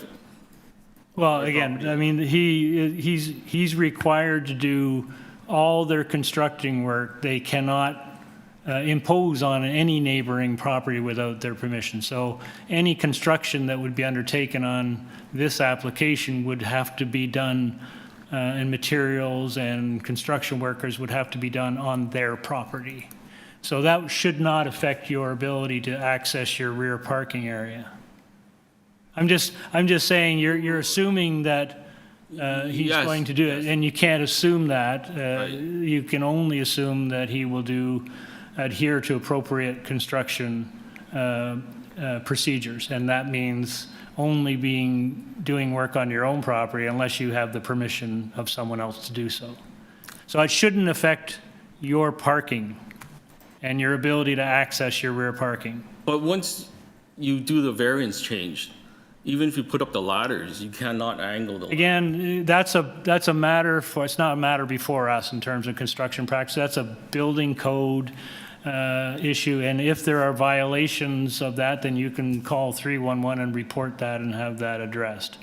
But whatever construction techniques that they're planning to use, they will be required, unless they have permission, to do all of that construction work on their own property.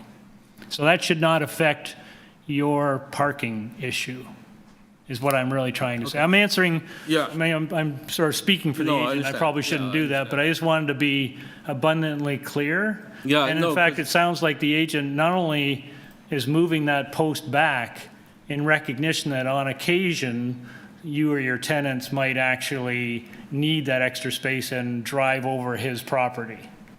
So I think he's doing you a big favor. But anyways, I'll let him answer that question. Is there any further questions of the speaker? Not from me. Okay, thank you very much, sir. We'll bring the agent back.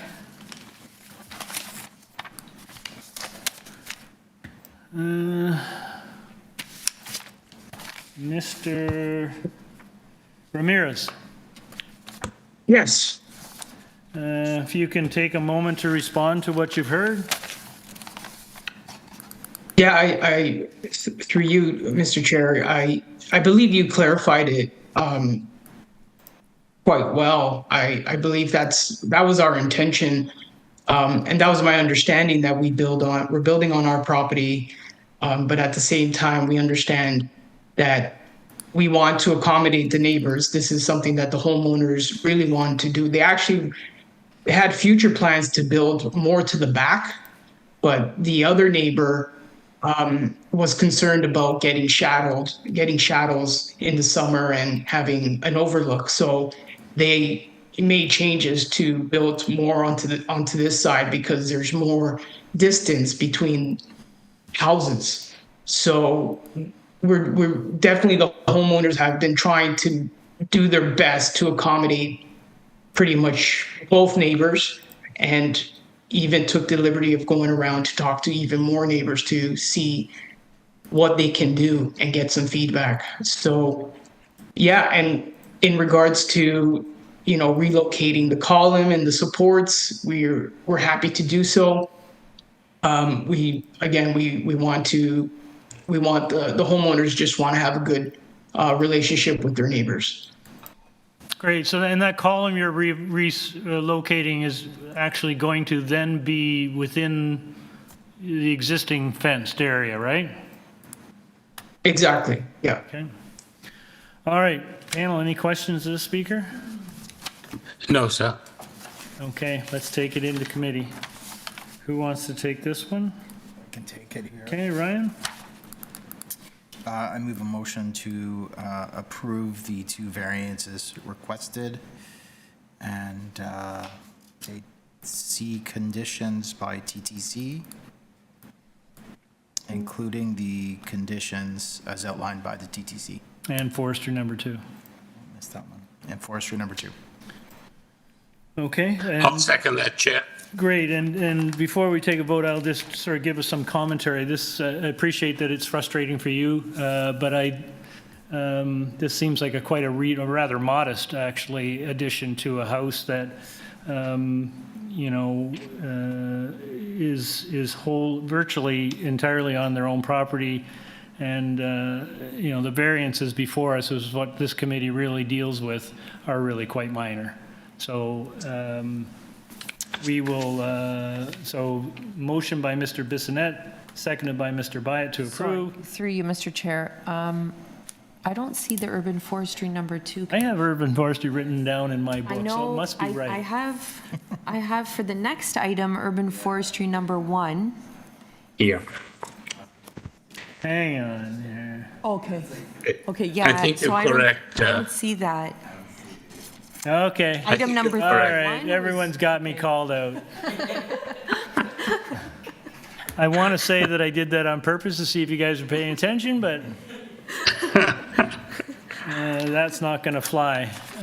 All right. This one. Motion by Mr. Bissonnette to approve, subject to TTD conditions, second by Mr. Byatt. All in favor?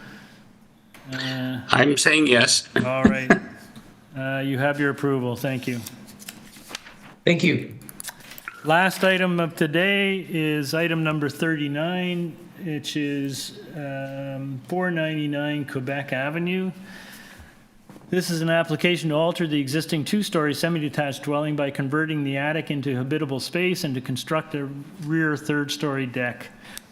Committee has before it a copy of plan of survey, site plan, floor plans, and elevation, 6 photographs of the subject property. We have staff report from Urban Forestry and advisory report from Metrolinx.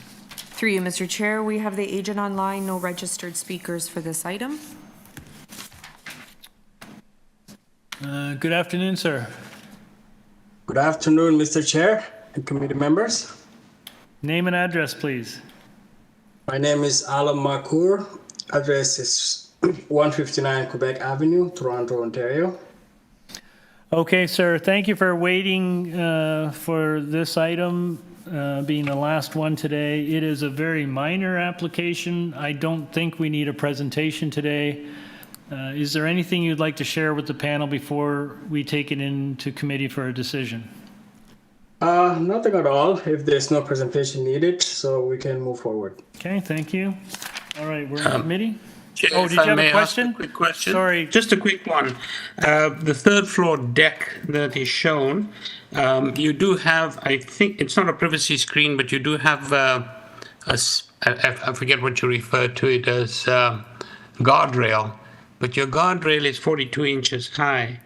And I think it requires some privacy screening on the, I think it's the, probably north and south sides. So I'm suggesting that we put in a privacy screen of 1.5 meters on both the north and south sides of the third floor deck. 1.5 meters, so 5-foot railing, is that what you're suggesting? 59 inches. 59, okay. So it's, so just to be clear, sir, it's a privacy screen, which is more than just a railing. You would have to have some sort of opaque materials. Sure, no problem. Okay. All right. Thank you. Okay, anything further? All right, No, let's go into committee. Who wants this one? Zahir? Sure, I'll take this, Chair.